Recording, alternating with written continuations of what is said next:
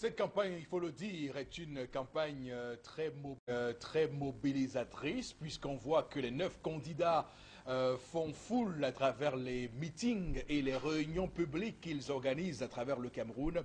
On a assisté samedi dernier à Maroua, à l'entrée en scène du président candidat Paul Biya, qui a mobilisé des milliers de personnes au stade municipal de Maroua pour lancer sa campagne. Le président candidat Paul Biya a profité pour dire ce qu'il pensait du Cameroun actuellement et des projections par rapport à ce qu'il compte faire. Il a fait quelques promesses à ce peuple de l'extrême nord du Cameroun, surtout l'exploitation future du pétrole dans l'extrême nord, mais également cette ligne de chemin de fer de Gaoundéré pour le Tchad en passant par Kousséri qui assurément aura un impact fort dans le quotidien des populations de cette partie du Cameroun. La fille aînée du renouveau, comme on dit, de l'extrême nord. On parle également ce matin de la prise de Yaoundé, telle que certaines personnes tendent à le dire ce matin par le candidat Maurice Kamto du Mouvement pour la Renaissance du Cameroun, le MRC, qui également a fait foule hier à l'esplanade du stade Omnisport de Yaoundé. Ce qui aura été quand même très important à relever, c'est la prise de parole de Julie Kamto, qui évidemment a harangué les foules avec un anglais parfaitement agencé, ce qui est venu tuer une rumeur qui faisait état de ce que cette dernière était présente au meeting de Paul Biya à Maroua samedi. Donc c'est pour vous dire que les choses vont bon train, les candidats sont en lice.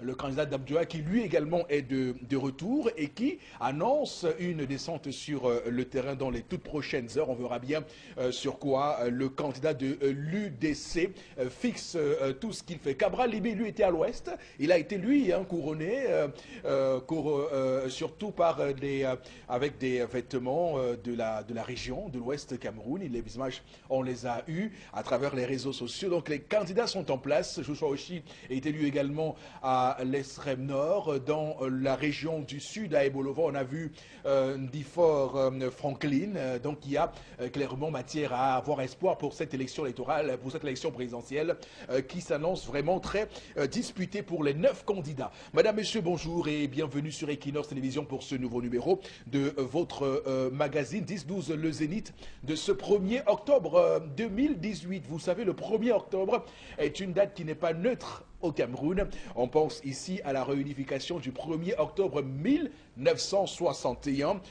Le cœur aujourd'hui pour ces populations du nord-ouest et du sud-ouest. Monsieur Bachou Charlamel, bonjour et bienvenue, bon début de semaine. Bonjour monsieur Eric Fopoussi-Negou. Bonjour à tous les téléspectateurs.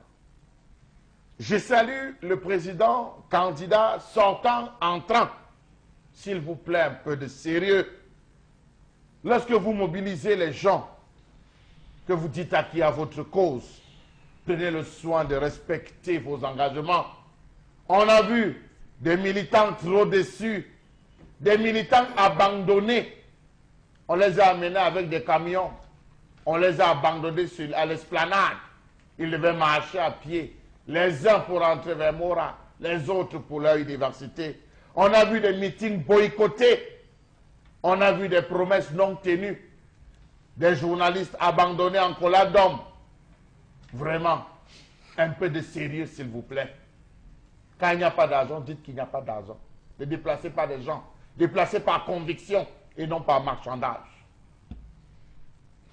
Alors, mais cher Lamel, quand même, il faut savoir raison garder dans les accusations qui sont portées contre le RDPC sur les réseaux sociaux. On voit des gens se plaindre de ce qu'ils n'ont pas reçu leur per diem suite à un meeting. Et ces Camerounais-là, on doit normalement se plaindre de ce type de Camerounais qui vont dans les meetings pour avoir des per diem. Et ils n'ont pas honte. On les a fait une promesse. Non, mais attention. D'autres ne sont même pas descendus des camions à Maroua. Oui. À Maroua, ils ont dit payer d'abord.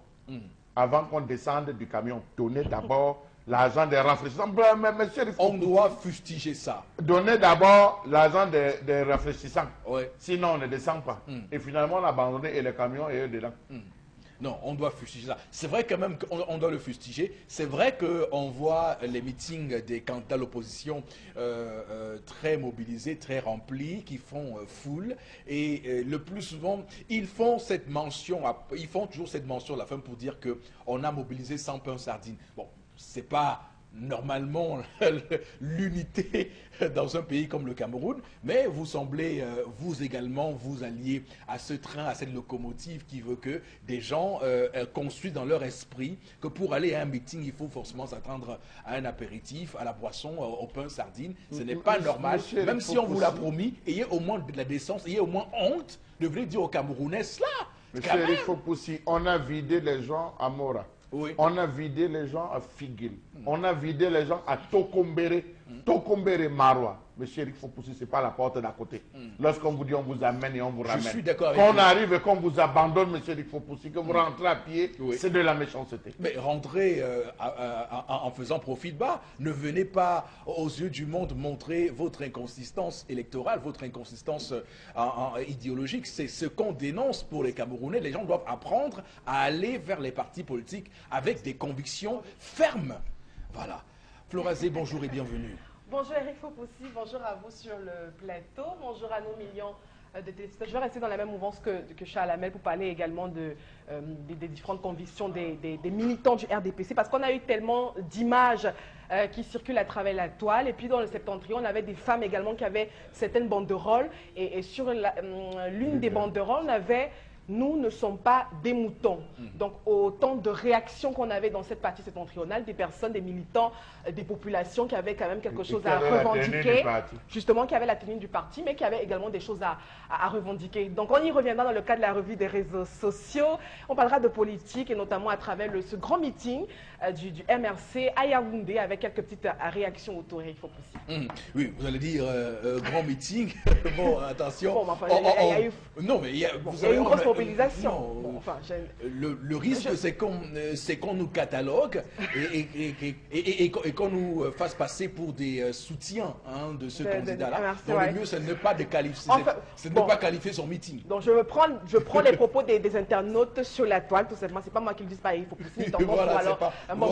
absolument. Oui. Voilà. Donc c'est pour dire et rappelons qu'à côté, hier effectivement, il y avait le Grand Prix Chantal Biya qui a causé de gros dommages puisque les policiers ont dû barrer la route pour empêcher à certaines personnes qui sont pleins d'accéder à l'espace du stade Omnisport. C'est pour vous dire que c'est très grave et on ne peut pas ne pas le dire ce matin dans cette émission en tout début. Alors sur le plateau ce matin, j'ai l'honneur et le privilège de vous dire bonjour et bon début de semaine. Bon, Bengan. Bonjour, M. Fopoussi Negou. Bonjour à vos chers téléspectateurs. Moi, je salue nos collègues de l'œil du Sahel. Ils ont dit à la une que Paul Biya n'a pas fait de promesses pour l'extrême nord. Merci, chers confrères. Vous, au moins, vous avez suivi le discours comme moi. Merci. Non, mais c'est l'œil du Sahel a dit à la une. Non, mais c'est pas exactement ça. Puisqu'on leur a promis un ligne de chemin de fer qui va rallier Ngaoundéré par N'Djamena à Kousséri. Je le paraphrase, il a dit, ce ne serait pas mauvais qu'on relie le chemin de fer Ngaoundéré N'Djamena par ça. C'est un projet en cours. Non, il n'a pas dit je ferai. Dont le financement d'ailleurs, puisque le financement... C'est vous qui le dites, il n'a pas dit ça dans son discours. Sauf qu'avant qu'il ne le dise, le projet est déjà en cours. La partie tchadienne a plusieurs fois rencontré la partie camerounaise pour mettre en place ce projet. Donc avant qu'il ne le dise, ce projet était déjà en cours. Et il a ensuite dit qu'il y aura une intensification de l'exploitation pétrolière dans cette partie du pays. On sait qu'il y a eu un puits de pétrole qui a été amorcé en juillet 2015 donc, avec une société chinoise. Donc il a promis qu'on va intensifier et a dit que l'impact d'une telle exploitation pourrait avoir... Je rejoins Bombok parce que le système métrique du Tchad est différent de celui du Cameroun. Pendant qu'ils sont à 1800, nous on est à 1000. Oui, mais toujours est-il que... Comment on va rallier? Non. Le projet n'est pas encore lancé, que vous voulez déjà... Voilà, donc ça reste un projet. N'est pas encore... C'est un projet qui est en cours. Ça reste un projet. Les travaux seront lancés forcément avec cette harmonisation des métrages, quoi qu'il arrive. N'imaginez pas qu'ils sont si idiots que ça pour ne pas... L'œil du Sahel, qui avait 3 reporters sur le terrain, qui avait le discours avant nous, mais on avait écrit dessus, embargo jusqu'au prononcé. Ils ont pris le temps, ils ont dit, Paul Biya n'a rien promis. En tout cas, on n'a pas suivi le même discours, puisque les Camerounais, ce matin, se rendent compte de ce discours-là. Madame, Messieurs, arrêtons avec cette partie d'introduction de l'émission et lançons la première séquence de cette édition avec l'histoire du jour, Tendance Kung, la voyageuse s'installe. Bonjour et bienvenue, bon début de semaine. Bonjour Eric, bonjour encore à tous ceux qui nous regardent du côté de Ngolma Poubi. Il y a eu un miracle qui s'est passé à Ngolma Poubi. Ngok. Voilà, Ngok Malpoubi. C'est ça, on appelle mon Ngok Voilà. Malpoubi. Quand on ne connaît pas, on demande. C'est une fille qui a fait un aller-retour hier, quittant de Ngok Malpoubi pour venir me voir. Et c'est un sujet que j'ai déjà parlé de ça, fatigué, dont j'ai pris les angles à cette émission. J'ai pris des angles, parler et reparler. Je ne savais pas qu'à nos jours-ci, je pouvais encore reparler de ça. Vraiment. Pour tous ceux qui me regardent, tendez bien vos tympans. Et qui font la même chose que la fille m'a expliqué. Libérez-moi, libérez mon esprit, libérez les enfants des gens que vous menacez. Donc, le problème, le sujet qu'elle dit que je ne dois plus jamais parler de ça, c'est le problème d'infidélité. C'est un sujet qui me traumatise parce qu'elle m'a dit ceci. Père Mombok, qu'elle a un enfant avec un gars, mais elle se rend compte qu'elle vit chez le gars, qu'elle a laissé ses études à la Douala.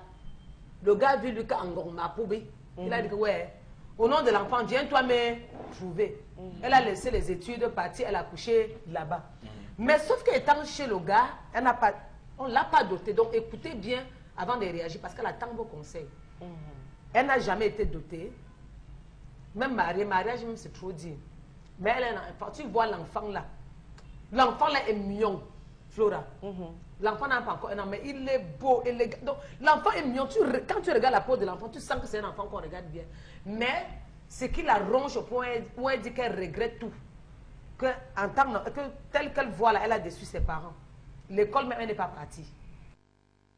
Chercher, elle n'a pas trouvé. Elle constate que monsieur reprend encore, que monsieur est plus attaché à son ex par rapport à elle qui est à la maison avec l'enfant. Qu'elle dit, on fait comment de ma dot? Il dit, je vais voir. Il n'a jamais vu. Elle est même partie se plaindre à sa belle-mère. La belle-mère dit que maman, je suis fatiguée de parler à mon fils. Il est déjà majeur. Quand elle veut causer avec le gars, il évite le dialogue. C'est tout vous qui dites souvent que quand il y a problème, on dialogue. Elle dit que quand elle veut parler, il dit qu'il ne veut pas lui les bruits. Il est plus attaché sur son téléphone le soir quand il rentre. Il est toujours dans le téléphone. Des moments où il rentre, il est en sous. Et qu'avant-hier, elle a vu les messages où l'ex écrivait que tu fais comment de celle qui est à la maison. Le gars dit que non, elle est seulement là parce que c'est l'enfant. Elle et moi, nous n'avons pas les projets. Et que depuis qu'elle a vu le message, elle est un peu traumatisée. Elle ne sait pas comment faire. Est-ce qu'au nom de l'enfant, elle doit rester en attendant qu'on la dote? Point d'interrogation. Est-ce que c'est normal d'être avec un homme qui refuse de dialoguer avec vous et vous êtes toujours là? Point d'interrogation. Est-ce que sa décision, parce qu'elle m'a dit que si aujourd'hui, donc elle attend les versions de Père Momo, que ce sont tes conseils qui vont dire si elle doit encore rester là-bas ou pas. Est-ce que, au nom de l'amour, oui, on dit souvent que quand on est dans un foyer où on vit avec un gars, on doit oublier tout pour s'en sortir. Est-ce qu'au nom de l'amour, elle ne peut pas dire je m'en fous de tout ça et rester pour regarder son enfant? Autant de choses. Je lui ai demandé, est-ce qu'il rationne bien? Oui, il s'occupe bien de l'enfant, il me donne à manger. Mon problème, c'est qu'il n'est pas disponible. Il est sorti, il ne le fait pas avec moi. Il fait toujours avec la fille. C'est le téléphone. Elle voit que dans le téléphone, les messages. Souvent, monsieur enlève monsieur met que la photo de la fille sur WhatsApp. Tu es à la maison avec un homme, c'est la photo de l'ex qui est sur WhatsApp. Quand tu veux parler, il te dit qu'il n'a pas le compte à te rendre. Avec le nouveau-né en main, elle est traumatisée. Elle a besoin de conseils de téléspectateurs. J'en ai terminé. Je suis courroucée en bon français. Je déprime même. J'ai déprimé. Je n'ai pas dormi à cause de l'histoire de cette fille. Quand on me sent qu'elle n'est pas dormi, non, Flora. Oui, tendance. Parce que quand un Camerounais est touché, moi-même je suis touchée. J'en ai terminé, Eric. Continue avec tes téléspectateurs. Alors, c'est clair qu'on est en face d'une histoire bien complexe. On va s'appesantir là-dessus ce matin. Alors, ce qu'il faut déjà dire à cette jeune femme, c'est de fuir sans regarder le derrière. Je ne suis pas sérieux. Je ne suis pas sérieux. Alors, Florazé, je commence par vous ce matin. Comment vous appréciez la situation de cette femme ce matin? Elle est désespérée. Elle croit que sa vie est terminée. Elle croit qu'il n'y a plus de chemin, qu'il n'y a plus de voie pour elle dans la vie, qu'elle est dans une impasse. Et que voilà. Et c'est le sentiment que beaucoup de jeunes filles ont quand même, hein, lorsqu'elles ont un enfant avec un monsieur, elles croient toujours que tout est perdu. Il y a un sentiment de résignation, de fatalité. Oui, pourtant. C'est le cas de cette jeune fille. Oui, Eric Fopoussi. Je crois que ce matin, je vais peut-être rejoindre ce que moi, j'ai l'habitude de dire ici. Non, attendez. Il y a des choix qu'on fait dans la vie. Le plus difficile pour certaines personnes, c'est souvent de les assumer. Alors, pourquoi cette jeune fille s'engage dans une relation? Où est passée sa famille à elle? Parce qu'il faut rappeler aux jeunes femmes ou aux jeunes filles qu'on sort quand même. Elle a désobéi. On sort quand même de certaines familles. Mais elle a désobéi. Oui, justement. Oui. On ne va pas bafouer le respect de nos familles, communautés, etc. comme ça pour des individus, pour la plupart, qui ne valent pas la peine. Écoutez l'histoire de ce matin. Essayez de maîtriser, de comprendre l'attitude de cet homme. Mais on est donc une femme qui a du mal à revenir peut-être à la maison, qui se sent peut-être dépaysée parce qu'elle elle a peur de ce qu'on va dire, du mépris et autres. Mais elle aura bien cherché. Quand un homme vous aime, il y a quand même des préalables, il faut aussi. Même, je dis pour commencer une certaine relation, puisque ça commence par l'amitié, et puis après on a les fiançailles, puis après on a le mariage. C'est toute une étape. Et puis cette étape aussi, il faut rappeler qu'on ne vient pas, on n'est pas singleton là et tout, non. On a quand même, on sort des communautés, on sort des familles. Alors, c'est pas par amour, pas parce qu'on aime qu'on va perdre sa raison. Maintenant, mais il y a cette un autre cadre. semble avoir perdu l'estime. Oui, mais c'est ce qu'il ne faut pas faire. Soi. Surtout de nos jours, ce qu'il ne faut pas faire. Oui. Il faut avoir sa raison. Parce qu'on est devant le fait accompli. Qu'est-ce qu'il faut faire? Mais il faut qu'elle rentre chez elle, dans sa famille. C'est tout. C'est pas la fin du monde, c'est pas une disgrâce, elle a un enfant, Qu'elle donne de la valeur. Oui, mais il faut qu'elle rentre chez elle. Il faut qu'elle rentre à la maison. Se fait taper sur les doigts, oui, parce qu'elle aura assumé que je suis tombée, maintenant il faut me relever. Il faut que je me relève, maintenant il faut passer par un certain nombre de canevas pour la suite. Non. Maintenant, il y a un autre cadre. Vous allez voir des personnes qui, à un certain âge mature, qui décident de se mettre en relation, peut-être parce que, bon, ok, j'ai peut-être besoin j'ai envie d'avoir un enfant, hein, l'âge, etc. J'ai envie de me mettre en couple, pas de relation sérieuse, etc. Ça, c'est un autre cadre. Mais pour celles qui veulent vivre dans des vies qui veulent avoir une vie de famille, qui veulent construire quelque chose de sérieux, de solide, avec une base bien solide, il faut faire avec certaines personnes. Notamment pour nous, les femmes qui sont assez fragiles, vous allez retrouver, pour la plupart des cas, on ne maîtrise pas ces hommes, on ne maîtrise pas leur intérêt poussé. Et pourquoi on se retrouve, je veux dire à la fin, on se retrouve avec ce type de situation, dans des situations qu'on ne maîtrise plus, qu'on ne contrôle plus parce qu'on est amoureuse. Non. L'amour n'exclut pas qu'on soit méfiante, qu'on se pose certaines questions avant de s'engager, même sur le plan sexuel. Donc, il y a un certain nombre de choses qu'il faut prendre en considération. Et même quand vous planifiez la vie avec un homme, il y a des questions qu'on se pose. Il y a des plannings qu'il faut faire. Il y a des réponses qu'il faut avoir à un certain nombre de questions. Mais on a remarqué que dans certaines relations, il y a des sujets qui restent encore tabous. Et on se retrouve à ce type de moment. Je n'ai pas envie de dire à cette femme que c'est bien fait pour elle, mais non, qu'elle rentre chez elle. Et arrêtons de donner un certain poids à certains hommes. D'accord. Qu'elle fasse un peu de rétrospection, d'introspection aussi sur elle, et qu'elle reconnaisse ses fautes pour retrouver un peu d'estime. Hein. Un peu de valeur quand même, hein, parce que là, elle semble être à la ramasse. Alors, cher Lamel, comment on appelle ce type d'hommes qui font subir, ces types d'hommes qui font subir ces mésaventures aux femmes? Monsieur Eric Fopoussi, entre la vérité de cette fille et la vérité du garçon, il y a la vérité. À ce niveau, nous ne sommes qu'en train d'écouter une partie. Et écoutons aussi la deuxième partie. Entre ces deux personnes, il y a la vérité. Florazé, vous pouvez crier comme vous voulez, mais je vous dis, il faut qu'on écoute les deux parties. Monsieur Eric Fopoussi, je tiens à vous dégager déjà 3 types de figures qui peuvent amener une fille à se comporter de la sorte. Vous avez des filles qui vivent, vous avez des enfants qui vivent dans des familles où, parce que papa a perdu le travail, maman a perdu le travail, maman ne fait rien, la fille se retrouve là et à des moments, elle manque de quoi manger. Elle manque de quoi faire. Vous me direz certainement que cette fille peut se débrouiller. Oui, ça c'est l'argument qu'on va avancer. Elle peut sortir, elle peut se lancer. Mais est-ce que... juste non, c'est juste. Je dis pas non. Combien de Camerounais sortent tous les matins pour se chercher qu'on va trouver, telle sera la question et là sera le débat. Monsieur Eric Fopoussi, l'autre chose, c'est que cette fille se retrouve enceinte. Le gars est à Ngokmakoubi. La fille est à Douala. Il y a une proximité aérienne entre les deux. Dieu seul sait que Florazé, sur ce même plateau, dit que quand la femme est enceinte, elle a des besoins, elle a des cécils, elle a des envies. L'une des envies qu'elle avait, c'était être avec son gars. Non, c'est dommage parce qu'elle Non, permettez-moi de me Florazé. Elle n'est pas mariée. L'une des envies qu'elle avait, c'était être auprès de l'enfant. Elle n'est pas mariée. Mais Florazé, laissez-moi écouter l'histoire ce matin, Chalamel. Non, vous me Florazé, vous voulez nous perdre. Oh. Je ne fais que vous citer pour un élément ponctuel. Je ne vais pas plus loin, je vous cite. Elle avait des envies, et l'une des envies qu'elle avait, c'était être auprès du père de l'enfant.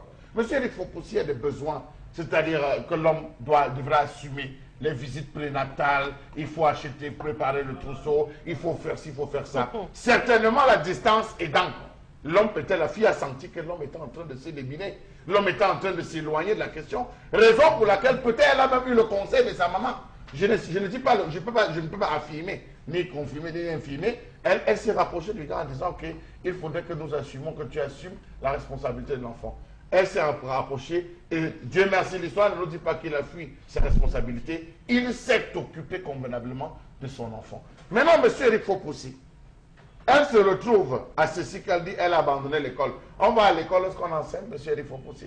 Les textes sont clairs, on va pas à l'école lorsqu'on est enceinte. D'office, lorsqu'elle a porté cette grossesse, elle devait arrêter l'école. Donc la question, on ne devrait pas juger l'homme à ce niveau. C'était avant qu'elle ne tombe enceinte. Mais une fois qu'elle est tombée enceinte, les textes réglementaires précisent que vous n'avez plus droit à l'école, sauf si vous avez présenté un justificatif qui atteste que vous êtes marié.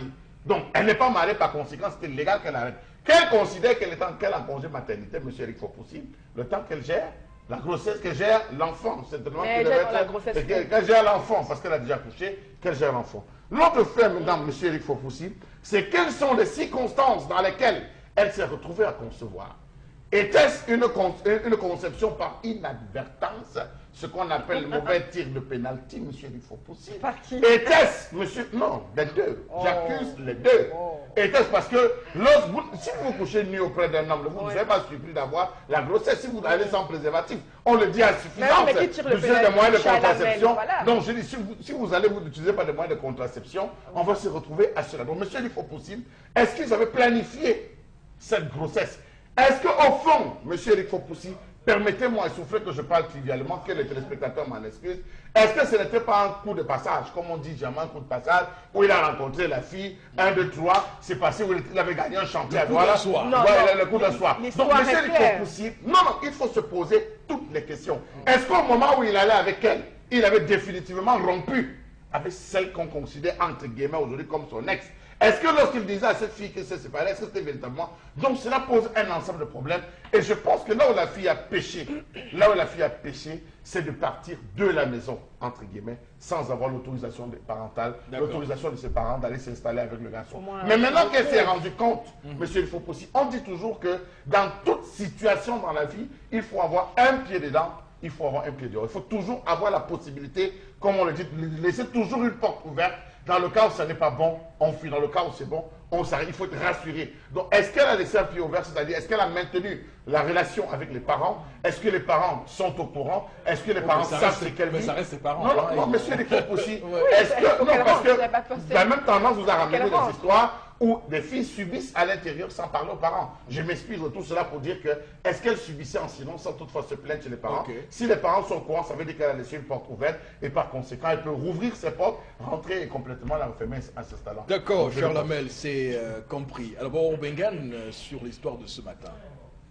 Non, vous savez, moi je ne vais pas dans des spéculations, des problèmes, si c'est passé. Il y a des variantes si on veut vivre dans une société.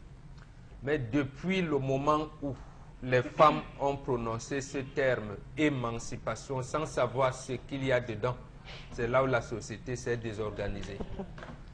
La fille et la femme doivent savoir que l'homme vient la chercher chez elle. L'homme vient la chercher chez elle. Si l'homme ne vient pas vous chercher chez vous, il y a donc ce qui s'est passé avant. Ce que vous appelez aujourd'hui, viens, on reste, ça se faisait avant. on dit le mbom, voilà. Le mbom, un garçon, peut-être il y avait même des raps qui étaient organisés, mais sauf que les raps qui étaient organisés, c'était encadré. Donc que la fille d'aujourd'hui, si elle veut être libertine, parce que la société dit, parce que le mariage n'est pas, parce que ceci, à ce moment-là, qu'elle n'accuse pas les garçons, les hommes qu'elle rencontre, ni la société. C'est elle qui n'a pas su s'arrimer à la société. Donc ici, je ne vois pas où est-ce que l'homme a fauté. Franchement, je ne vois pas. Je ne vois pas. Là, on dit aux filles, lorsque vous accouchez, avant le mariage, avant la dot, cet enfant, c'est l'enfant de votre papa. Maintenant, elle va dire, non, mais est-ce que... Bon, à ce moment, j'ai envie de dire gérer. J'ai envie de dire gérer. Vous concevez, même si vous avez fait le bon, le bien, on reste, comme vous dites. Vous avez conçu, vous regardez l'homme, vous annoncez la grossesse, vous rentrez chez votre parent, vous vous confiez à votre maman. Maman, j'ai conçu avec un garçon. Si le garçon est sérieux, il viendra chez votre parent, chez vos parents, déclarer que c'est lui qui est l'auteur de la grossesse. Et puisqu'on ne parle pas, on ne tient pas j'allais dire, de séances, de dot ou de quoi que ce soit pendant la grossesse, on va attendre. Et là, au moins, quelqu'un va se prononcer. Et la famille a donc la possibilité de regarder la procédure jusqu'à l'accouchement de la fille. Maintenant, vous prenez sur vous de partir. Et alors, l'homme n'a pas de... Est-ce qu'il vous a dit qu'il allait vous épouser? On n'en sait rien. Est-ce qu'il vous a dit... Bon, on n'en sait rien. Donc, moi, je me reste à ce que la société a encadré, mais pas ce que votre génération d'aujourd'hui veut lancer dans la société comme étant, j'allais dire, des pièces éparses. Et en voulant en faire des problèmes d'État. Non, c'est des pièces éparses. Des pièces éparses. Maintenant, vous voulez les gérer. Vous êtes obligé, Flora aime nous dire, aime citer la Bible. Entre judéo-chrétiennes, vous gérez des problèmes. Entrez dans le cadre musulman, si vous êtes islamisé, bouddhiste et tout, mais vous ne pensez pas à aucun moment que vous dites, je pense que cet homme, je m'en vais, mon père sait que quoi, c'est pas lui. Bon, on vous dit, je termine par là, aucune personne ne peut voir sa nuque. Tout à fait. D'accord. Alors, tendance également sur l'histoire de ce matin, on a envie de t'entendre. Miel, libelle au gars. Libelle maman, tu es encore jeune et belle. Parce que les hommes, vraiment, je ne sais même pas comment vous êtes. Tu vois, tu as en face de toi un homme qui sait qu'il ne peut rien faire avec toi, mais il te perd le temps. Mais il est conscient qu'il te perd le temps, il te fait perdre le temps. Ça se passe comment? Que tu sois à la maison avec un homme qui est le père de l'enfant, et c'est la photo d'une autre femme qui est sur sa photo de profil WhatsApp. Il ne peut pas causer avec toi, les sorties c'est toi avec cette fille. Tu te moques de qui? C'est pas parce que tu t'occupes de l'enfant, que tu rationnes, que je dois rester, qu'il veut dire que c'est l'amour. C'est pas l'amour, il n'y a pas l'amour dedans. Et la femme doit imposer. C'est ça autour de dire que pour nous est fini sur terre. Fini comment? Même à 50 ans, une femme peut trouver un homme qui peut l'épouser. 55 ans. L'homme qui t'aime n'a pas besoin de te faire 60 ans. Oui, l'homme qui t'aime n'a pas besoin de te faire souffrir. Même quand la femme aime un homme, elle veut toujours être avec l'homme matin, midi, soir. Les sorties que tu fais avec ton ex, elle aussi à la maison, elle a besoin de sortir. Tu vois une belle fille aujourd'hui qui va vivre chez un homme peut-être à 30 ans. À 35 ans, tu la vois, elle est comme une fille de 45 ans. Les rides partout. Comment? Vous voulez tuer les enfants des gens? Si ça ne va pas, ça ne va pas. Ma chérie, libère-le. Oui. Quitte à ce qu'on dise que, oh, tendance à gâter. Libère-le. Parce que c'est quelqu'un qui ne veut pas ton bien. Tu vas rester là, maigri, rester sans manger, penser à lui. Entre-temps, il est en train de boire son bon vin dehors. Tu ne mérites pas ça. La femme ne mérite pas le mépris. Tu dois imposer.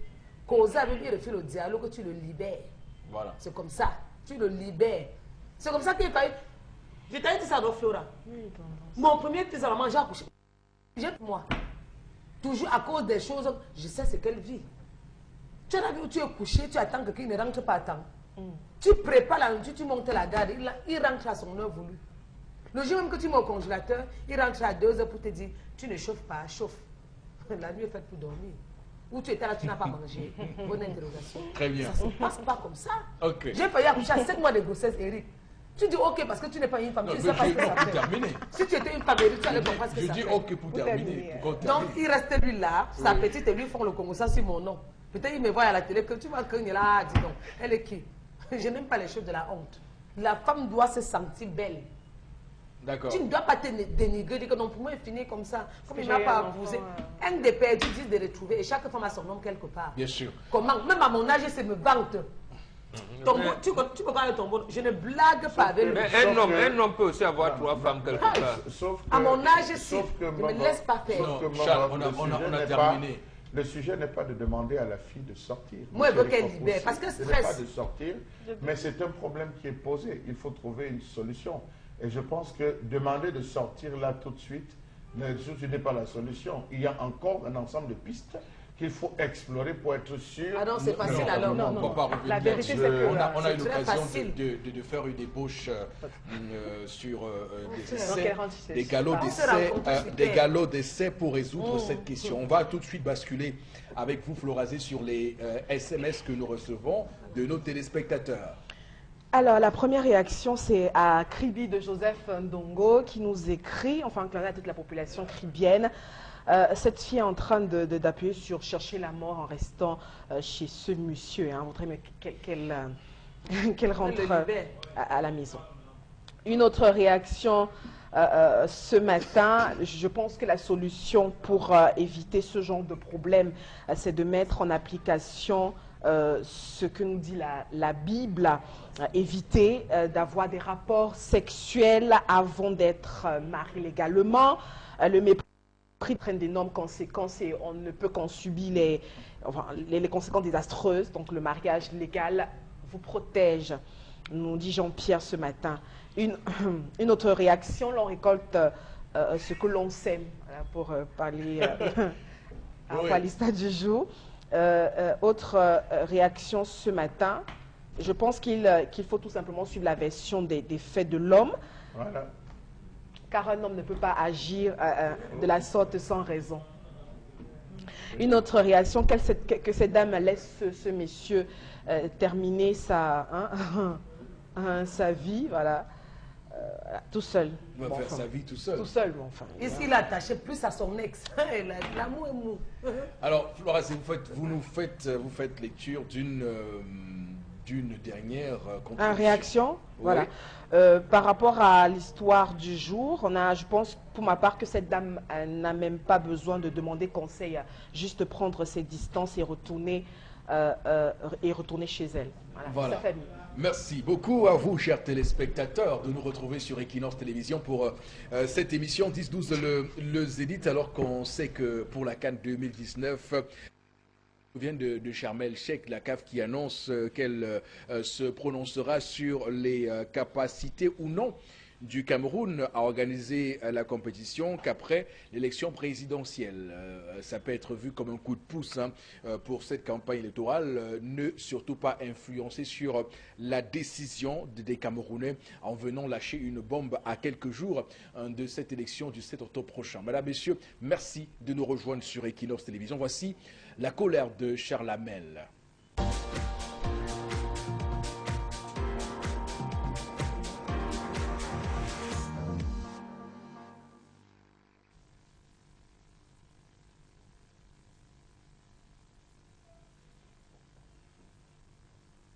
J'y étais, j'ai vu, et ils m'ont vaincu. Telle peut être la maxime que l'on retiendra de ce séjour à l'extrême nord. Je m'interroge ce jour sur la question de l'abandon de l'extrême nord dans ce pays. Pourquoi est-ce que la route du développement semble s'être détournée de l'extrême nord? Chantier structurant à l'abandon. Recherche constante des moyens de subsistance. Route fade. Absence d'eau. Oh mon Dieu. Comment comprendre qu'après investigation, commençons par le début, plus de 12 000 enfants seraient sans acte dans une zone comme celle-là, l'extrême nord. 12 000 enfants. Savez-vous que près de 12 000 enfants inscrits en classe de CM2 dans l'extrême nord pour le compte de l'année scolaire en cours risquent de ne pas présenter les dossiers pour le certificat d'études primaires, faute d'acte de naissance. Et nous sommes en campagne, et on a parlé, et on a applaudi, on s'est rassuré, et on a pris le bus, on est rentré. Savez-vous que les besoins en construction pour le maillot, ça va, sur le plan de l'éducation, s'élève à 350 salles de classe, 20 ateliers, 52 blocs administratifs, 200 logements d'astreinte, 34 salles de classe. L'argent a été déjà débloqué, mais les constructions sur le terrain attendent depuis au moins 4 ans. Savez-vous que près de 400 professeurs de lycées et collèges, des enseignements secondaires affectés dans les 374 établissements de l'extrême nord ont déserté leur poste, abandonnant de fait les apprenants? Le saviez-vous? Savez-vous que la population de l'extrême nord broie du noir avec cette affaire de délestage qui ne dit pas son nom? Pourtant, cette région compte des barrages hydroélectriques. Le barrage hydroélectrique de Mokolo, déjà fatigué, on a promis la réfection. Voilà son loulou qui attend. Le barrage de lac d'eau, après 35 ans de vie, il est fini, foutu. Dans tous les cas, on attend le barrage hydroélectrique de Bini, à Warak. Savez-vous que la quasi-totalité des localités de la région de l'extrême nord vivent au rythme des coupures intempestives de l'électricité? Les quartiers de la ville de Maroua, chef-lieu de la région, ainsi que les localités reculées, sont presque chaque jour dans le noir. À titre d'illustration, savez-vous que dans l'arrondissement de Tokombéré, par exemple, depuis près d'un mois, les populations dansent au rythme de l'électricité tous les soirs, notamment entre 17h et 7h du matin? Savez-vous que dans l'ensemble, ou que l'ensemble des axes routiers ouvrages d'art sont en piteux état dans cette partie du Cameroun? Allez voir, c'est l'axe de l'université. Allez voir Maroua 1er, allez voir Maroua 2, vous allez venir me dire. Savez-vous que certains tronçons de grande circulation sont malheureusement dans un piteux état de dégradation avancée, ce qui donne une vision contrastée à l'ensemble du réseau routier long de 4700 km, dont 1200 km de routes classées du réseau principal, 900 km de routes classées non prioritaires et environ 2600 km de routes rurales. Vraiment. Savez-vous que d'après une étude réalisée par l'ONG Médecins sans frontières, la région de l'extrême nord a besoin en urgence de médecins spécialistes? Interrogez-vous alors au sujet des médecins généralistes pour comprendre de quoi je parle. Savez-vous que chaque année, la région de l'extrême nord vit un sérieux problème d'insécurité alimentaire? Qu'ont-ils fait en 2007? Qu'ont-ils promis en 2011? Nous voici en 2018. Savez-vous que la région de l'extrême nord vit une grave indisponibilité spatio-temporelle de l'eau pour l'élevage? Savez-vous que l'extrême nord souffre d'une insuffisance des infrastructures sanitaires? Savez-vous que le fameux programme de lutte contre la vie chère, cher au ministre à Tangana, n'est qu'une grosse illusion dans cette partie du Cameroun? Savez-vous qu'on a recensé juste pour la région de l'extrême nord 15 380 paludisme simple, M. Fopoussi, 15 397 cas de paludisme simple et 2636 cas de diarrhée qui ont été malheureusement, M. Eric Fopoussi, traités. Savez-vous que cette région, la sous-scolarisation chronique, au manque d'infrastructures de base, au manque d'eau, à la pauvreté croissante, à la famine et à la maladie? Savez-vous que cette région ploie sur un faible taux d'investissement public et l'abandon des chantiers déstructurants? Savez-vous que pour accueillir le chef de l'État, on a refait à hauteur de plusieurs millions de nos francs CFA la résidence présidentielle de Maroua? On a refait certains axes routiers malgré le fait que la poussière a failli étouffer notre président bien-aimé. Savez-vous que le ministère de la Santé n'a jamais cru devoir anticiper l'ensemble des épidémies que connaît l'extrême nord chaque année, notamment le choléra pendant la saison des pluies et la méningite en forte période de chaleur? Savez-vous qu'il existe un seul gynécologue dans l'extrême nord pour plus de 2 500 000 habitants? Savez-vous qu'à ce jour, le ministère de l'Environnement et des Forêts, créé à cet effet, ne s'occupe plus aujourd'hui que de l'exploitation du bois, où la corruption génère d'importants revenus au profit des responsables de ce département ministériel, qu'est devenu l'opération Sahel Vert, qu'est devenue l'opération Reboisement pour tous. Monsieur Eric Fopoussi, voilà l'extrême nord livré, abandonné, vilipendé, congédié, mais apprécié. Voilà, Charles Amel Bachou, l'œil du Sahel ce matin qui parle de promesses non avancées, pas faites par le chef de l'État. On va plutôt également avoir une loupe beaucoup plus dans la rétrospective et voir quelles sont les promesses qui ont été tenues, qu'est-ce qui a été fait dans l'extrême nord depuis 36 ans, ou si vous voulez, dans ce septennat qu'on a tout fait de qualifier de septennat des grandes réalisations. Donc on parle du bilan du président candidat Paul Biya dans cette région, et avec ce que vous dites ce matin, on voit bien que ce bilan-là est loin d'être élogieux, très loin d'être un bilan positif. Mais alors, c'est un bilan qui montre un passif certain sur la situation des populations de cette partie du Cameroun qui, comme vous l'avez dit, ploie sous une pauvreté accablante et affligeante. On voit très bien que la famine a longtemps été l'un des facteurs les plus désorientants, les plus déshumanisants des populations de l'extrême nord du Cameroun. On a beau vanter la création d'une université à Maroua, que ça ne change pas la situation des gens dans leur quotidien lorsqu'on sait que ces gens-là manquent de route. Parce que lorsqu'on signale le plus souvent dans l'émission ici que le Cameroun est un désert infrastructurel en termes de route, cela est encore plus visible dans cette partie du Cameroun qu'est l'extrême nord. Si on parle de l'énergie électrique et de l'eau potable, là encore, c'est un autre problème. Les infrastructures, comme je vous l'ai dit, en termes de barrage, celui de Bokolo, comme vous l'avez dit, reste encore un vœu pieux. Et c'est bien là la question qu'on se pose ce matin. Avant de faire des promesses pour l'avenir, le président Paul Biya aurait dû faire le bilan et dire ce qu'il en a été de ce qu'il devait faire lors des 7 dernières années ou 36 ans, s'il faut aller encore plus loin. Alors, Boro Bengan, quelle est votre appréciation de cette colère de Charles Amel ce matin sur ce que vivent les populations de l'extrême nord? Nous disions dernièrement, pour la concession, c'est le terme technique encore que je ne sais pas ce que ça veut dire, moi je n'ai pas fait économie, concession de la régie Fercam, notre Société nationale de chemin de fer, qui s'est passé le 1er avril 1999. Nous, à l'époque, on parlait de poisson d'avril.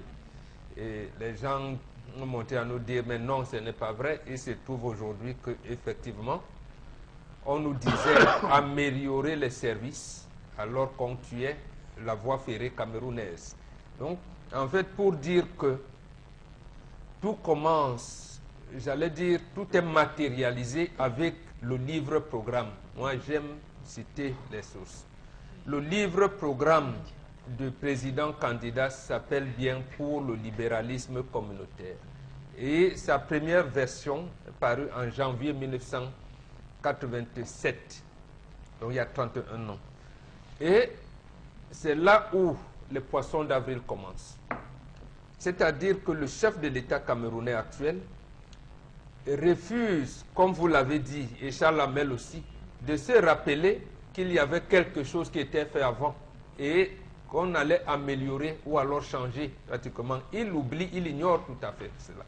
C'est-à-dire qu'on quitte du libéralisme planifié au libéralisme communautaire sans savoir où on va. C'est-à-dire qu'on venait dans un désert. Deuxième chose, je veux dire, j'entends les gens dire la fille est née du renouveau. C'est peut-être vrai. Mais cette fille est née du renouveau-là, c'est également un poisson d'avril, bien que ce soit un 22 août 1983. Bon, août, c'est pas avril, j'en conviens. Mais c'est tout comme. Pourquoi je le dis? La fille est née du renouveau, est née, excusez l'expression, de suite d'un mensonge d'État. Je pense que quelqu'un a écrit un livre dans ce sens. Le chef de l'État tient un discours ce jour-là pour dire qu'il y a un complot contre la sûreté de l'État. Vérification faite, ce n'est pas vrai. Il n'y a jamais eu de tentative de coup d'État en 1983. Jamais. Donc, quand un enfant est né donc comme ça, c'est à peu près comme cet enfant-là. Vous il n'y a pas de père. Comment ça dit? C'est vous le père, on va dire. J'ai tendance nous a amené une histoire, qu'on nous a conté une histoire comme ça dernièrement, qui était même le père. Et elle a dit non, j'étais soupçonné avec tel. Donc, voilà un enfant qui est né. On vous dit au père, et le père lui-même vous dit, je ne vous connais pas. La preuve, il vient, il vous dit 3000 fourrages. Quand il revient contrôler, il ne se rend même plus compte que j'avais promis 3000 fourrages. On en a fait 2 ou 3 et je n'en sais rien. Et donc, il ne vous dit pas. Non, Le père... On a dit que les travaux ont démarré, mais Boko Haram a fait arrêter. D'accord. Entre-temps, l'argent a été ponctionné. Le père vous dit, ah oui, je me rappelle que quelquefois, vous avez une partie de terre qui est fertile. Et il me semble que voilà, vous avez certains terrains qui sont fertiles. Il me semble également qu'on peut chercher du pétrole et que le sous-sol est riche. Il me semble que voilà. Donc voilà, je voulais prendre cela pour dire quoi? Pour dire, je termine par là, que si le chef de l'État actuel, qui est le successeur constitutionnel de libéralisme planifié, aurait su qu'en 1900, dans le 3e plan quinquennal qui partait de 1972 à 1976, il y avait eu la sécheresse dans cette partie du territoire. À l'époque, nous on l'appelait la province et qu'on a lancé les opérations au point où on était obligé de reconduire certains projets pour le 4e plan qui allait venir. Il y a eu des trucs comme, comment je vais dire ça, la commission du bassin du lac Tchad. Où est-ce qu'on en est? Le centre de recherche hydraulique. Je vous dirais même que la Banque mondiale avait cherché à faire les projets d'irrigation dans cette partie du territoire avec l'opération Sahel vert. Où est-ce qu'on en est? Bon, moi, je n'en sais rien. Et l'année dernière, je pense que c'était en mi-journée, en milieu de l'année scolaire, le délégué, je ne sais pas s'il est encore en fonction, le délégué régional des enseignements secondaires de l'extrême nord, je pense il pourrait s'appeler M. Amadou Diafoura, quelque chose comme ça, il disait qu'il avait un déficit de 3800 enseignants. Et on vous dit qu'il y a des écoles normales là-bas, 3800 enseignants. Donc, voilà pour dire au Chalamel que cet enfant, peut-être n'était pas sollicité par le père, peut-être qu'il est né comme ça. Comme ça, le père passait, il a rencontré une fille, il a dit, bon, l'enfant est né. Voilà. Donc, voilà, en fait...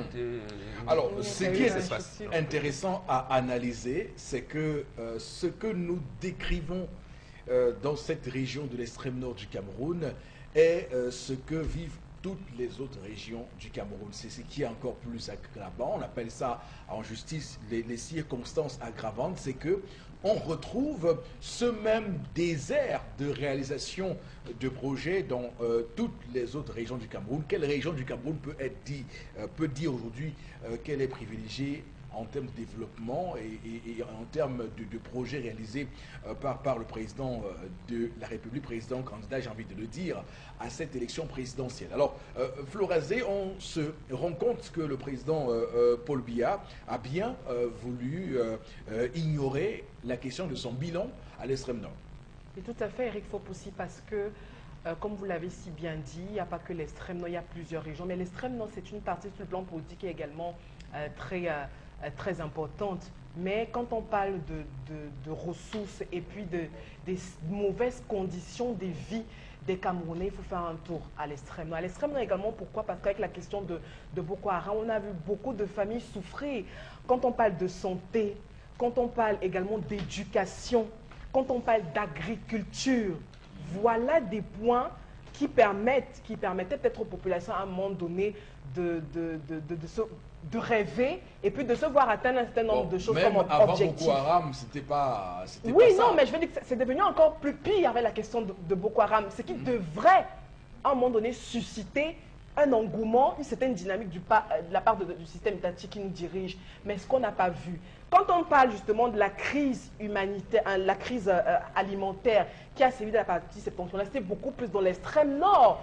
Alors, les problèmes également de santé liés au choléra et autres c'est encore dans la partie, c'est encore dans la région de l'extrême nord. Et quand on vient sur le plan éducation, des établissements scolaires qui sont de façon fictive, c'est-à-dire le déficit entre les infrastructures et le personnel enseignant, vous voyez qu'il y a des phasages. Voilà donc des problèmes élémentaires, par exemple. On a fait état de ce cas ici. Que c'était pas au Cameroun. Alors, regardez dans les problèmes, des situations élémentaires, c'est-à-dire que où les populations sont à la recherche, à la quête de l'eau potable, oui. où des populations sont encore à la quête du pain, du mil et autres. Donc, vous voyez que c'est vraiment déplorable. Est-ce que ce peuple, cette population a encore besoin de promesses? On dit non. On a besoin justement d'avouer un certain nombre de choses, de s'incliner devant peut-être un échec pour dire que voilà, ça peut marcher demain ou après. Non, mais maintenant, la question elle est très importante parce qu'on est à une échéance fatidique pour le Cameroun. Est-ce qu'on aura encore besoin, des promesses? Est-ce qu'on a encore besoin des considérations? On va peut-être se dire aujourd'hui que le président Paul Biya a fait de la politique samedi. Monsieur Eric Fopoussi, lorsque vous vous placez devant des gens pour dire des choses, la Bible de Florazier est claire là-dessus. Donnez votre langue 77 fois x 7, c'est-à-dire toujours. Moi, je vous renvoie cette question en disant, l'a-t-il tourné, monsieur Eric Fopoussi? Je ne saurais le croire. Monsieur Eric Fopoussi, on a dit tout, mais vous n'avez pas vu et peut-être vous ne voyez pas les souffrances des populations. Je ne suis pas d'accord avec vous quand vous dites que presque toutes les régions du Cameroun souffrent. Monsieur Eric Fopoussi, on parle de 5 millions, d'environ 5 millions d'habitants. Toutes les régions. D'environ, je dis, monsieur Eric Fopoussi, on parle d'environ 5 millions d'habitants. Je pèse en termes de nombre. C'est pour ça que vous me voyez spécifier. Environ 5 millions. Monsieur Eric Fopoussi, pour 5 millions, c'est le plan de la santé. Sur 5 millions, nous avons 2 cardiologues, 2 gynéco-obstétriciens, nous avons un pédiatre, un hépato-gastro-entérologue, nous avons 2 pharmaciens, 59 médecins généralistes, 2 chirurgiens dentistes, monsieur Eric Fopoussi. Et nous avons 133 tradis praticiens répertoriés d'après le ministère de la Santé. Lorsque vous évaluez cela, vous pensez que ces personnes peuvent s'occuper de manière efficiente de toutes ces personnes? Nous sommes à l'ère du numérique, tant vanté dans tous les discours par le chef de l'État. Est-ce qu'il est possible, permettez-moi d'emprunter votre téléphone, le téléphone Florazier, de suivre son dossier via un téléphone portable? Ce téléphone de messages. Oui, ce téléphone de messages, je dis d'emprunter ce téléphone de messages. Est-ce qu'il est possible, monsieur, c'est pour juste faire la démonstration aux téléspectateurs, est-ce que de votre téléphone portable, monsieur il faut pousser, est-ce que vous êtes susceptible de suivre de votre téléphone portable votre dossier dans un ministère au Cameroun? Or que nous sommes à l'aide du ministère, alors que tous les ministères sont censés avoir des portes numériques.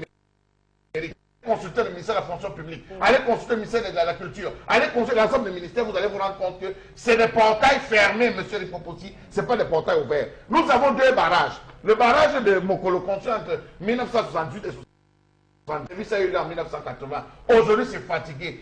Tout ce qui était censé assurer le suivi, les budgets alloués à cela pour entretenir, c'est passé où? Quels ont été les responsables? Je pense qu'il est temps aujourd'hui, monsieur Eric Fopoussi, que cette opération épervier se rende compte qu'on a plutôt limé les serres, c'est-à-dire on a limé les serres de cet épervier. Ça n'apporte aucun fruit parce que de nombreux postes où les gens ont détourné l'argent, c'est visible. Et l'autre chose, on se rend compte que la véritable coopération avec la Chine a payé, raison pour laquelle la société chinoise Yangchang Logon Development Holding viendra donc faire le véritable travail qui sera de ponctionner ce pétrole, monsieur Eric Fopoussi, dont on connaît l'existence depuis 1970. D'accord. Alors, ben, c'est clair et net que pour la question des souffrances des Camerounais, toutes les régions du Cameroun, et ça il faut le dire, et c'est à mettre à l'actif du passif et du boulet du président candidat Paul Biya, ne peuvent pas aujourd'hui s'asseoir à une table et dire qu'elle se porte bien. Alors, Florazé, tout à l'heure, vous avez évoqué votre point de vue sur cette question. On va peut-être sortir de ce sujet avec tendance pour peut-être prendre ton avis sur la région de l'extrême nord. L'extrême nord. Elle est à côté de N'Djamena. Oui, bon deuxième pays d'accueil. J'ai refusé de parler. Extrême nord, Maroua. C'est Maroua, notre Charles Amel a parlé que là-bas, vous avez besoin des hôpitaux, de l'eau potable, des écoles. Des écoles. Non, commencez d'abord par combattre la famine. Commencez Non, par la combattre le choléra. Il y a la famine, oui, on a besoin. Mettre des On moyens. va vous distribuer même les moustiquaires. Les moustiquaires, ça se distribue dans les hôpitaux. Parlons de la viande. Là-bas, ils n'ont pas de problème de viande, mais le kilinchi, c'est là-bas. Ils n'ont pas aussi. Bref, il faut à manger là-bas. Ils ont même les Ils ont chameaux. besoin de la viande. Ils ont le chameau. Le chameau. Quand on parle du chameau, je me souviens de quelqu'un qui avait bu l'eau du chameau au désert. Troncana, mon petit, quand il était en aventure. Passons. Maintenant, on a besoin de... Attends, on a encore besoin de quoi? Non, le kilinchi. J'ai déjà cité ça. Là-bas, vous avez le mil. Oui, Même le si vous sorgho. avez faim, il y a le mil. Oh, il y a encore l'antou qu'on va vous donner là-bas, mais le mil, on enlève ça dans la liste. Il y a le mil qu'on va enlever dans la liste. Le kilinchi qui reste, qu'on ne met pas dans la liste. La viande de bœuf qu'on ne met pas dans la liste. Le zoisois. Généralement, le zoisois, où il laisse. Il n'y a pas de station-service là-bas. C'est le Non, le zoisois encore dans la liste. C'est ça qu'on va... Parce que là-bas, C'est le zoisois. C'est le zoisois. Oui, c'est ça Puisque qui est les que ça compte dans la gens liste. vont payer au Tchad, les gens paient un peu pour ravitailler les différents villages. Voilà. Vous n'avez pas besoin de ça pour le moment, donc on met de côté. Les moustiquaires imprégnés qu'on va vous donner, les médicaments aussi. Et on va aussi vous envoyer les médecins. Oui. C'est ça, non? Oui. Donc Ils la en ont liste est besoin. là. Charles Amel a parlé, j'ai compris, j'ai fait la liste. Et tout à l'heure, je vais faire un mail.